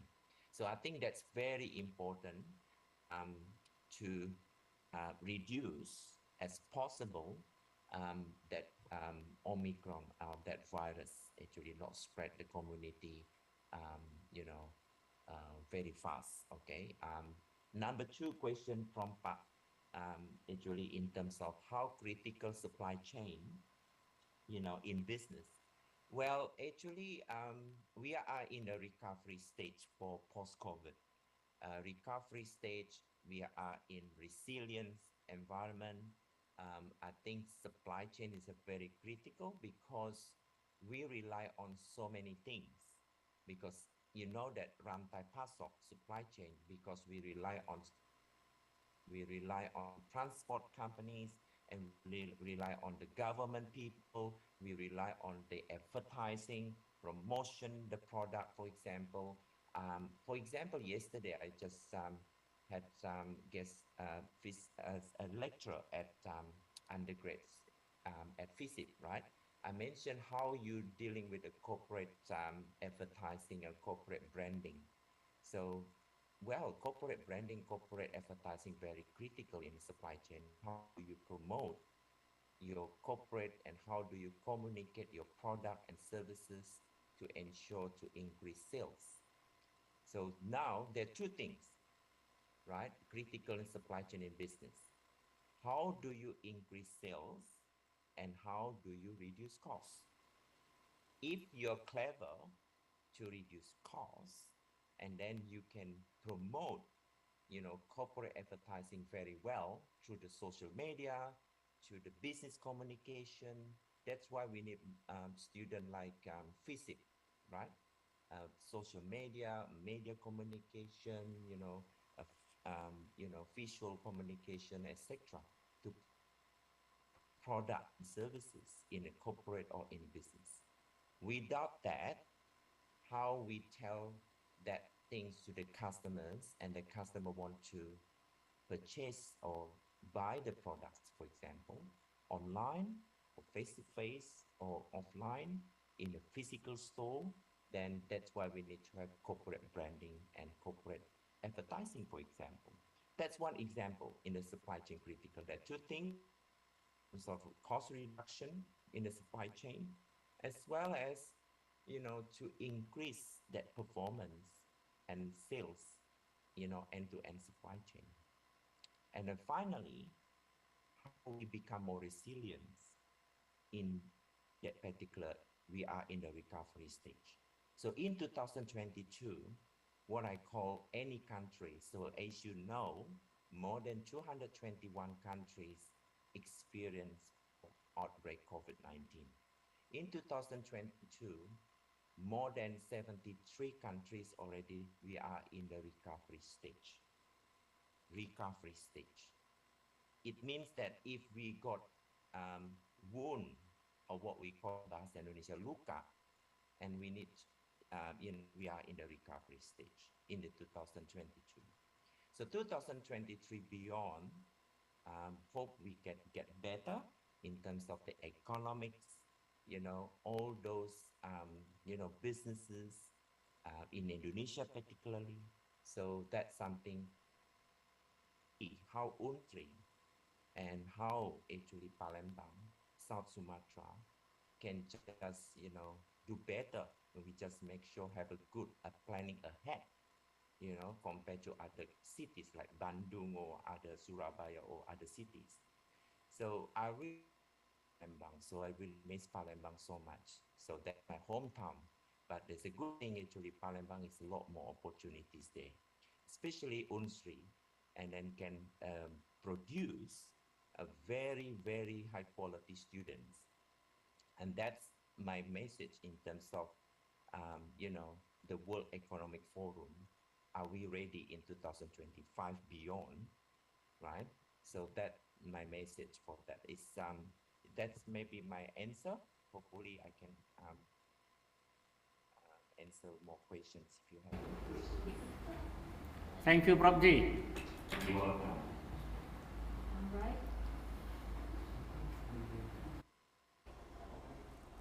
Okay, thank you, Prof. G, for the answer. And for more variative question, we move to the chat. There is a question from Fina, I think. Yeah. So, Ina asking question about the in the new normal, will it be suitable to in managing supply chain in rural community? The short is yes. So supply chain not necessary in the metropolitan, but also in regional, in rural communities. So the messages from the rural community is slightly different because you really need to look at step by step in terms of rural community, how we promote, the steps for rural community, because the speed and the knowledge slightly different between rural and metropolitan, like Palembang city compared to desa-desa, isn't it? Or villages. So one thing we need to look at the map understanding, right? You need to be quick to have, that understanding for rural community, what the needs there. Number two, for rural community, you can't simply giving very complex outcome or solution because the speed is slightly different compared to Palembang city or compared to Met. Okay, so number three, of course, you really need to have government intervention. That's why the rural university need to have, a rural friends, perhaps in the new era, maybe Palembang or we can do that and invite, governor or maybe, what particular government can see, because in the rural community, especially in the post-COVID, in the post-pandemic, okay? All right, so, and then I think we got question as well from, I think no more, right? I think hopefully that's one question for Pak Andi. Pak Peri, okay, Yes. yeah, I think there's one question again from Pak Junaidi. Yes, sure. Okay, Pak Junaidi, are you here? Looks like all Palembang, all of very awet muda, isn't it? Looks younger, because I came to Unsri. Now when I just look at all of you, looks younger, very healthy. I like it, Unsri. Yes? Yeah, Pak Junaidi? Pak Junaidi, maybe unmute Pak. Okay. Okay, oh yeah, Pak Junaidi, please. Okay. Yeah. I would like to ask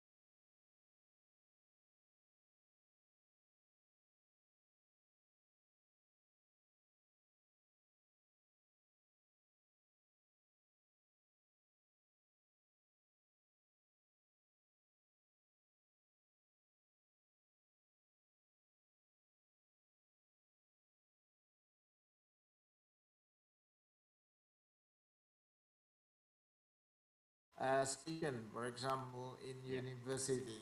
Yeah. Policy making for student regulation in university. So what are the upstream, what are the downstream? Yeah. Okay, so yeah, so this is service supply chain. So if we learn about business, there are two, product and service. Because since academic policy, regulation, student policy is a service. So we call, so in the academic policy maker, if you look at upstream, so first thing we need to look at the government, which is Mendikbud, right? Dikti, and then accreditation body. Those particular, they are upstream to help the education sector, which is universities, private or public university like UNSRI, UI, UGM, etc. So everything with the academic policy, regulation, all those things regulated by government, right? So that's why you have accreditation body, what we call BAN, and then looking at the international as part of the world-class ranking university, for example, for research. So that those upstream. And then if we look at downstream, which means that who are our audience? So our audience are students. So students and academic scholars, you know, in the university hierarchy, you got rector, vice rector, and dean, etc. And then as a final downstream is a student. Just be careful, not only student, but also industry or corporate. The downstream for the academic policy, if you focus more applied research, your downstream is more industry, organization, big sector, or television broadcast industry, etc. For physics, for example. So that's a downstream. If we focus more applied research. Now, if we focus more teaching and learning, then we call student. There are type student in the downstream, which means that domestic and then we have international student, right? So in Australia, for example, majority we have 73 countries study in Australia, for example. We have international students. We have domestic students. Now, like UNSRI, you got physics, right? The student actually are located in Indralaya, and then downstream student in the Palembang campus. Now, when you're looking at that downstream, what particular, you know, academic policy making fail to Indralaya or Palembang? One criteria must be consistent, because any university, sometimes you have so many branches.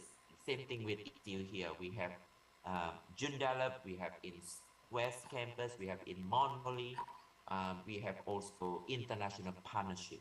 So I think the next actually element in downstream, you need to look at international or what we call partnership. Partnership could be whoever you're working with the government or with privatization. So this particular very good research. So supply chain is not only for product. It's correct, Pak Junaidi. It's also for academic policy maker, institution, or even in the television broadcast, or RCTI, SCTV, or anything, right? So in the television, for example, downstream, you got Peloton, right? And you know, communities, for example, okay? Okay. So it could be one of the subjects in your university, I think. Yes, yes. It's a very, very popular, because supply chain can be done not only in economics and business and industry, and could be for physics, could be for engineering, because supply chain is a philosophy. It's interaction, different stakeholders, policymakers, government, customers, communities, industry, you know, or even rural communities or metropolitans, etc., including internationalization. Okay. Thank you, thank you. I would like to later talk more about it. Very good. Thank you, Bu Diana. Thank you so much. Okay, Pak Junaidi, you're welcome, and also Mr. Fariji, thank you so much. Okay, we have another participant who have already raised hand. She's also my friend. Mbak Delphi, hello. Yes, hello. Hello, Yeah. okay. Yeah. Delphi, you want to ask to which speaker? Yes, I think I want to ask to my great teacher, Mr. Associate Professor Andi Alfati MPA. Okay, please. Yes. Okay, thank you for the opportunity. Let me introduce myself. Well, actually, I'm a student of Muslim. I'm a student of Mr. Andi. Salam sehat selalu, Pak. Ya, It's alhamdulillah. nice to see you. Yes, but I'm still a student at Semarang now. Please pray for me for my PhD. Okay. Sir, I want to ask you about the educational policy that you said. I said, pandemic is hit every education term. So, what do you think about vocational education? You know that vocational education learning system is about 70%. 70% is practice. Yeah. It's only 30%, 30% learning on the class. So how about the pandemic comes? What is the solution? I mean, yes, for them. Well, I think that's all. For Mr. G, I hope world it's become better next year. So every supply chain is getting better on all. Thank you. Okay. Thank you, Delphi. Yeah, Pak Andi, please. Alright. Delphi, are you alright? Sehat ya? Alhamdulillah, Pak. Alhamdulillah, baik. So as I told you before, that the basic policy of government during the pandemic policy during the pandemic COVID-19, you know, is the help of public, of society, the health. So there is no use study, if the students get infected to COVID-19. Yeah, that's the first priority, and the second one, teaching learning process keeps on going, but it is online. Yeah, just like vocational school, it is also pollute the rule. Yeah, this is also the disadvantages of carrying out the learning study process on the line. But alhamdulillah, now the situation much better. So the students can go to school and study offline. So basically the students and the teachers, the lecturers should follow the policy of government. Delphi, are you still there? Yeah, maybe your internet connection is unstable.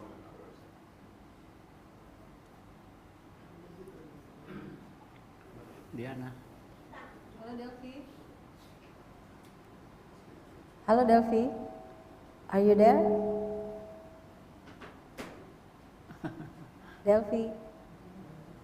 Oh, it's okay, Pak Andi. You can continue your answer. Yeah, I think It's I have already already answered the question.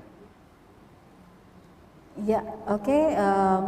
Thank you, Pak Andi, for the answer. And then we have another question for Pak Azhar. I have a chat for you, sir. So the question is why the existing policies to maximize the improvement of the environmental context in Palembang, its implementation is still hampered. Okay.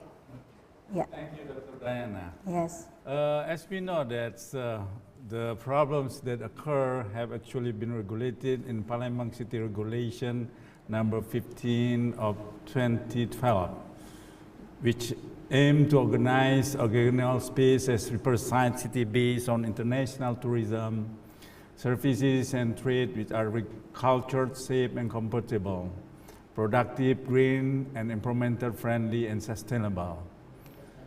Ladies and gentlemen, you know that this regulation is a government step in focusing on regulating the equitable distribution of ecological justice for all people of Palembang City.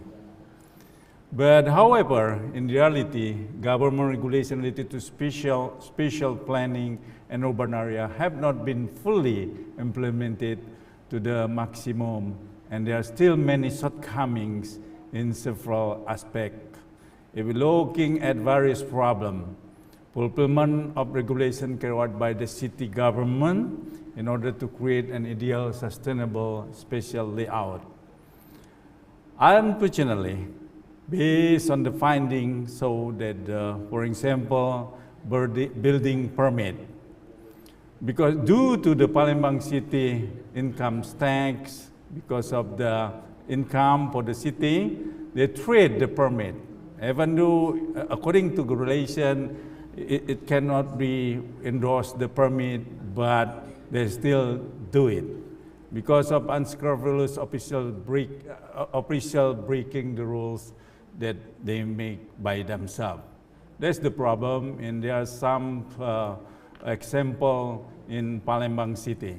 Thank you very much. I hope you understand what I explained.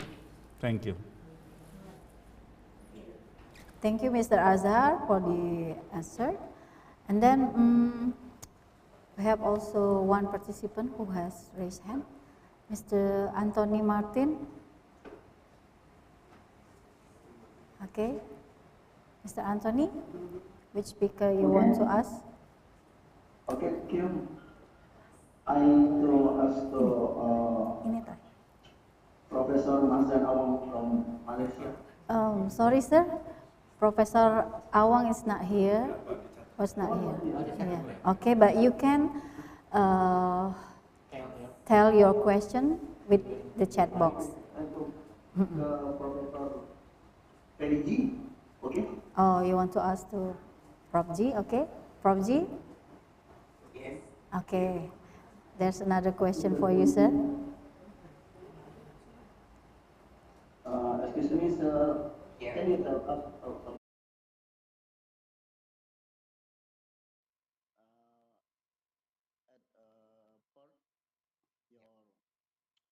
your country, post COVID-19, post COVID-19? Okay. It's a very good question. I'm located in Western Australia, Perth, which is about 3.5 hours by aeroplane to go to Bali or Denpasar. So in Perth, in Australia, the population is 20 million people. So in Perth itself, so we have public transport like buses, train,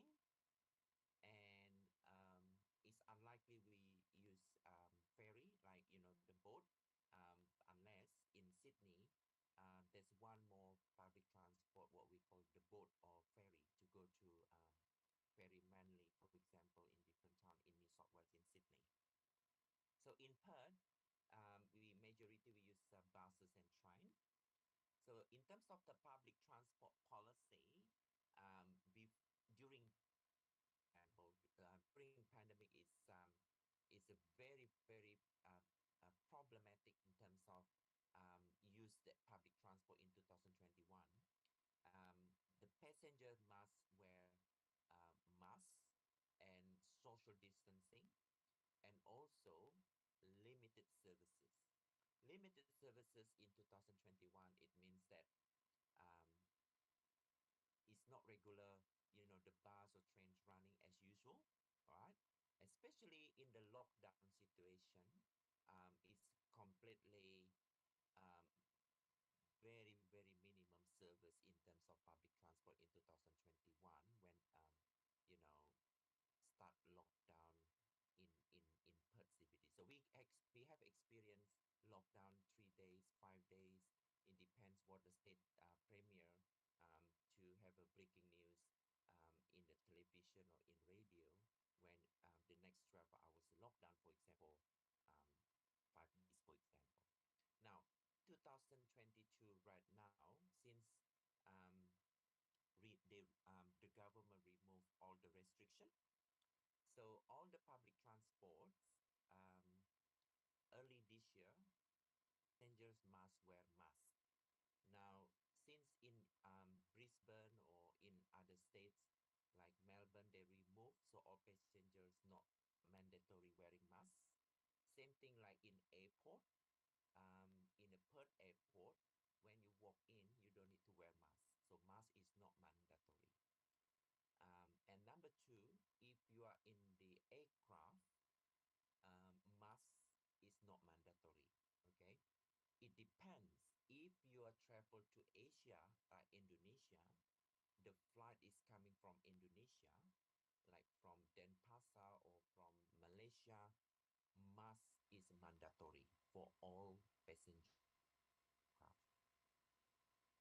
That's a rule actually in the post-COVID-19.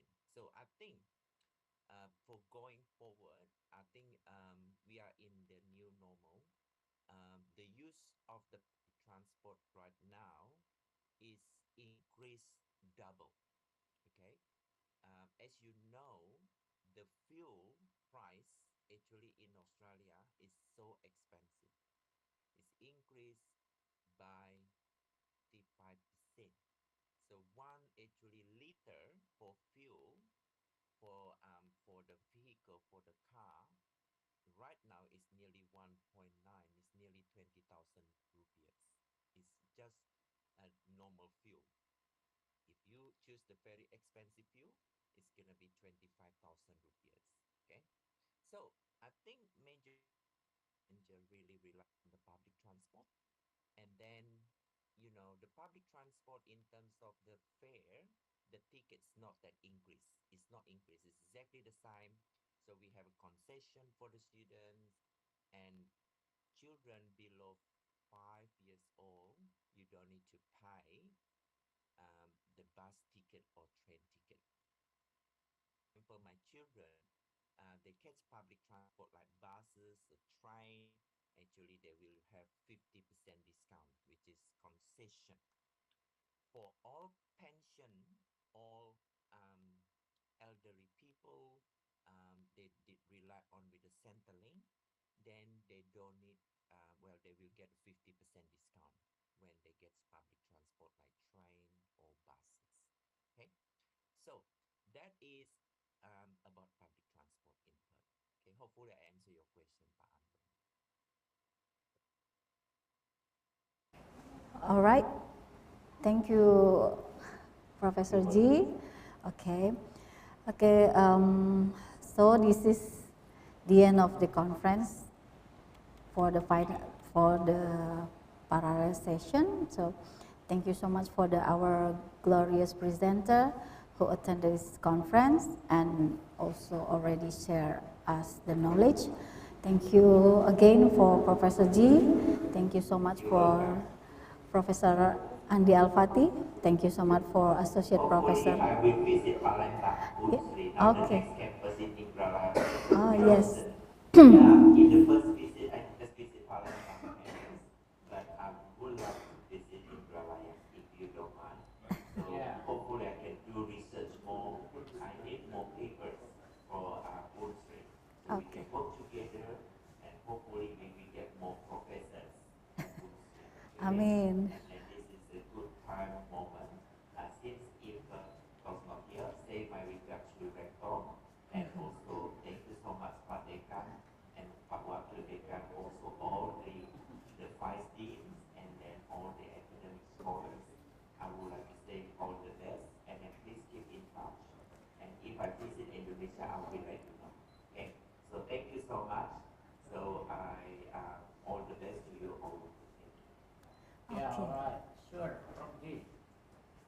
Okay, all right. Thank you, Professor G.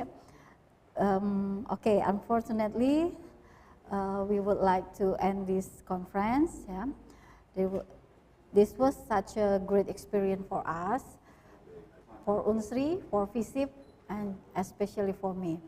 Okay, I think that's all for me. Thank you very much. So now we're back to the MC, Mbak Siva. Yes, please.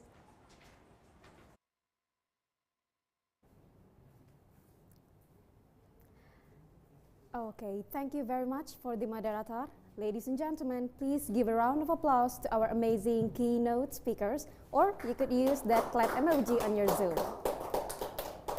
Excellencies, ladies and gentlemen, we would like to inform you that our upcoming session is the parallel session, so please be ready to join the breakout room that has been prepared by the committee.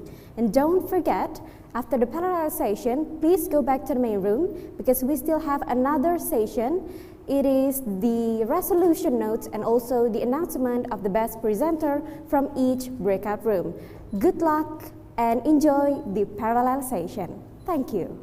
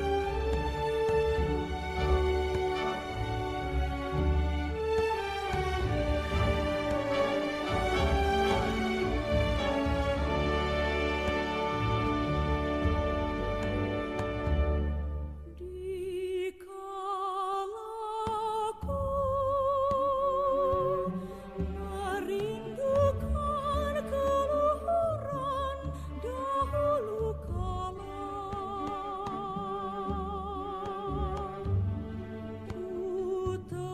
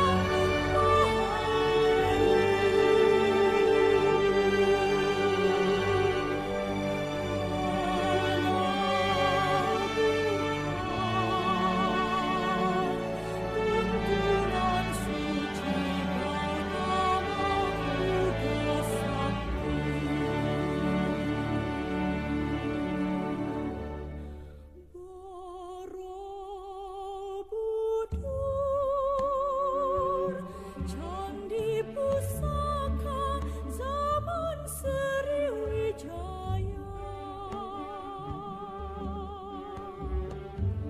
Saksi luhur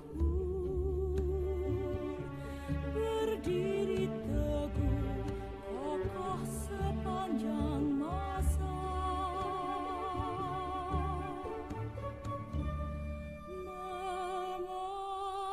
Mengasyurkan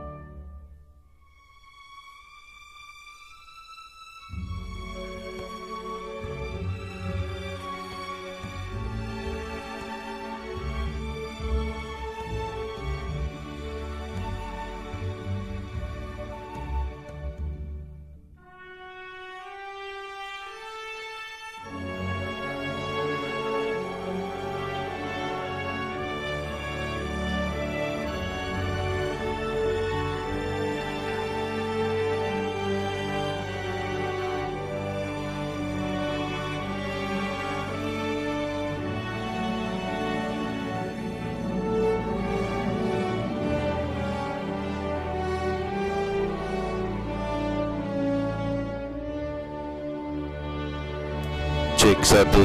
Cek.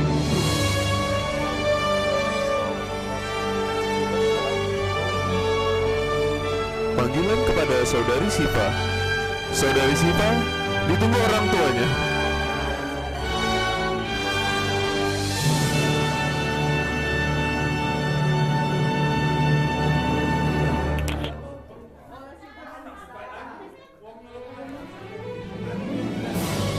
Panggilan kepada saudari Siva. Saudari Siva ditunggu orang tuanya di resepsionis.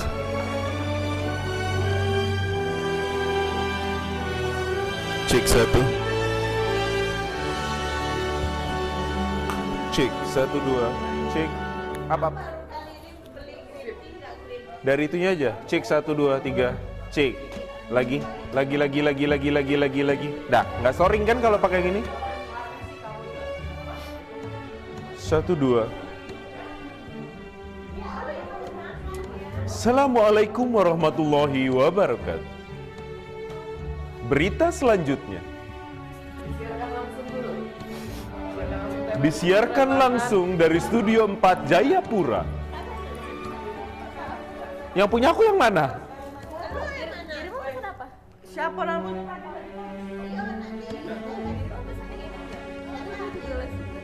Minum aja dulu, gampang gue. Siva, mana Siva tadi?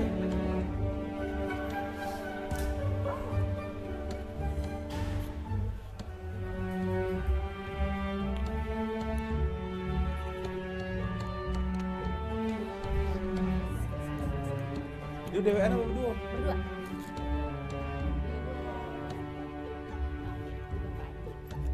Udah balik mandinya. Oh iya sudah DWN.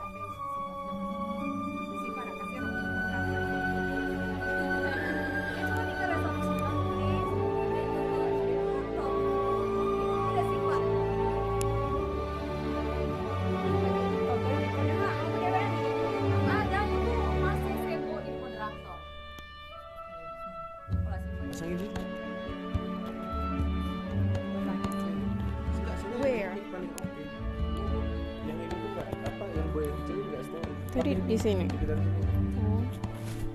Miring kayak tadi. There you go. Masukin ke dalam. Masukin ke dalam sini. Taruh di mana? Di mana?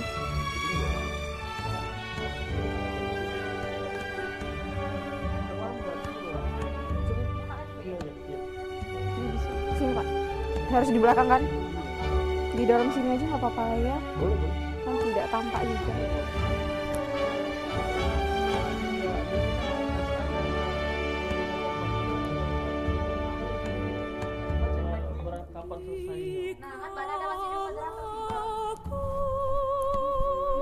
Yes, yes.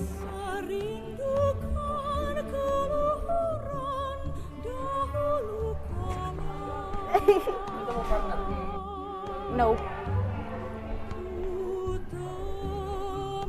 Ini yang terakhir kok Pak. Ya, oke. Nanti aku akan jawab begitu ya, begitu dapat WhatsApp mengerikan aku jawab. Kata Pak Krisna jangan lagi. Lu ngomongnya begini kedengeran semua orang. Oh iya.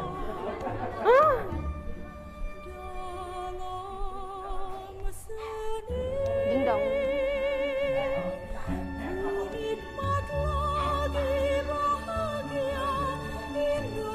Tes 1 2 3, cek.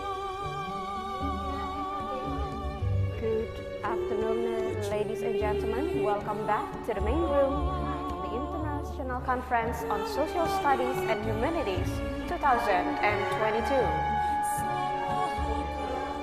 Bergema ya?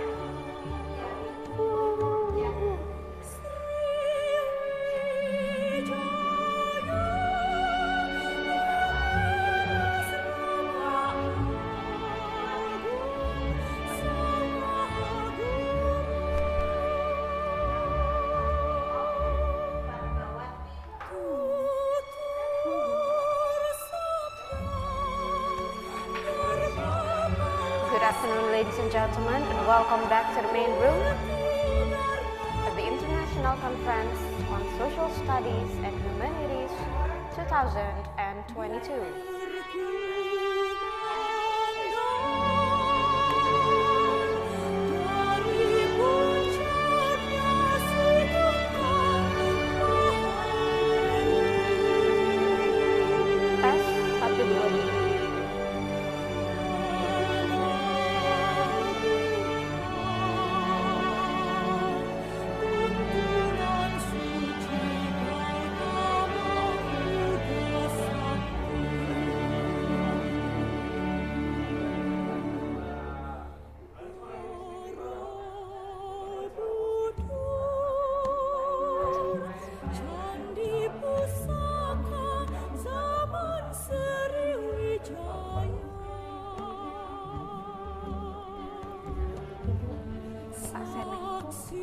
doktor kan? Ya, belum ada profesor ya? Belum nih, doktor. Belum jauh masih. Dokter aja. For Mr. Sana, the time is yours. Okay, thank you. Assalamualaikum warahmatullahi wabarakatuh and good afternoon from Palembang, Indonesia. The honorable of today's speaker, Associate Professor Dr. Ferry G, PhD, Professor Divya Jindal Snape, Associate Professor Dr. Muhammad Mazan Awang, Associate Professor Dr. Andi Al-Fatih, and Associate Professor Dr. Azhar. The Dean of Faculty of Social and Political Science, Sriwijaya University, Professor Dr. Alfitri MSI. All the participants of the 5th International Conference on Social Studies and Humanities 2022. Let me make a resolution note from our keynote speakers that have presented their topics. First of all, Associate Professor Dr. Ferry G, PhD, from School of Business and Law, Edith Cowan University, presented supply chain management in the new normal. Supply chain management is related to the management of the entire production flow of a good or service as explained. Supply chain is prone to numerous disruption. Associate Professor Dr. Ferry G mentioned natural disaster, supply chain problem, shortage of workers, virus outbreaks that are slowing down food production and ongoing Russia-Ukraine war. Those are some examples of supply chain disruption in the context of post-COVID-19 pandemic. The supply chain in the new normal needs to be more agile and take the benefit of digital transformation. Professor Divya Jindal Snape from Dundee University School of Humanities, Social Science, and Law has explained about impact of COVID on transition and well-being. The 12 pillars of successful multiple and multidimensional transition. Professor Divya Jindal Snape explained to us the notion of transition, which can be conceptualized as an ongoing process of psychological, social, and educational adaptation in multiple contexts over time. Transitions are triggered by change, and in this context, a sudden change because of COVID-19 pandemic.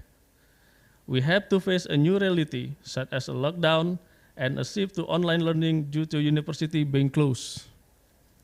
The transition due to COVID-19 has worried us, but at the same time, it creates excitement for us as we are able to experience many new things. Transition also need ongoing additional support for individuals and others in their lives. The highlight of Professor Jindal Snape's presentation is her proposal about the 12 pillars of successful multiple and multidimensional transition. Moving on from the presentation of Associate Professor Dr. Muhammad Mazan Awang from Faculty of Education, University Kebangsaan Malaysia, Associate Professor Dr. Muhammad Mazan Awang has discussed about non-formal education as a rural community development. In his presentation, he explained how COVID-19 pandemic affect the employability rates of Malaysia. Also, he discussed Malaysia's strategy to develop social economy for rural community in Malaysia. Associate Professor Dr. Andi Al-Fatih, MPA, from Faculty of Social and Political Science, University Sriwijaya, presented about the educational policy in the rise and downs of the spread of COVID-19 in the context of sustainable development. An overview of higher education in Indonesia, as Dr. Andy explained, numerous regulations have been issued by the government of Indonesia in response to the COVID-19. So, we have experienced change in policy since the outbreak of COVID-19 in Indonesia. Students also experience change in social cohesion and finance. They also have adjusted themselves to study from home. As Dr. Andy present, there are advantages and disadvantages of online learning system for both students and lecturers. Indeed, the education system in Indonesia, especially higher education, has experienced a great transition due to COVID-19 pandemic. The last presentation was delivered by Associate Professor Dr. Azhar from Faculty of Social and Political Science, University Sriwijaya. He gave a presentation about ecological justice in the application of spatial policy. Indonesia is one of the countries that has made a commitment to achieve sustainable development goals. However, some issues specifically in SDGs 15 or life on land remain there. Disaster and ecological damage continue to occur in Indonesia, and Palembang city is vulnerable to ecological disaster. Dr. Azhar explained that sustainable development activities in Palembang have not been carried out optimally when we look in terms of distributive justice, corrective justice, procedural justice, and social justice. We have got the picture from our keynote speaker about how the COVID-19 pandemic has caused change and transition to numerous sectors. And the transition to the post-pandemic world surely will create excitement and uneasiness for our lives. I believe that's enough for my speech for today. I will stop here and thank you very much.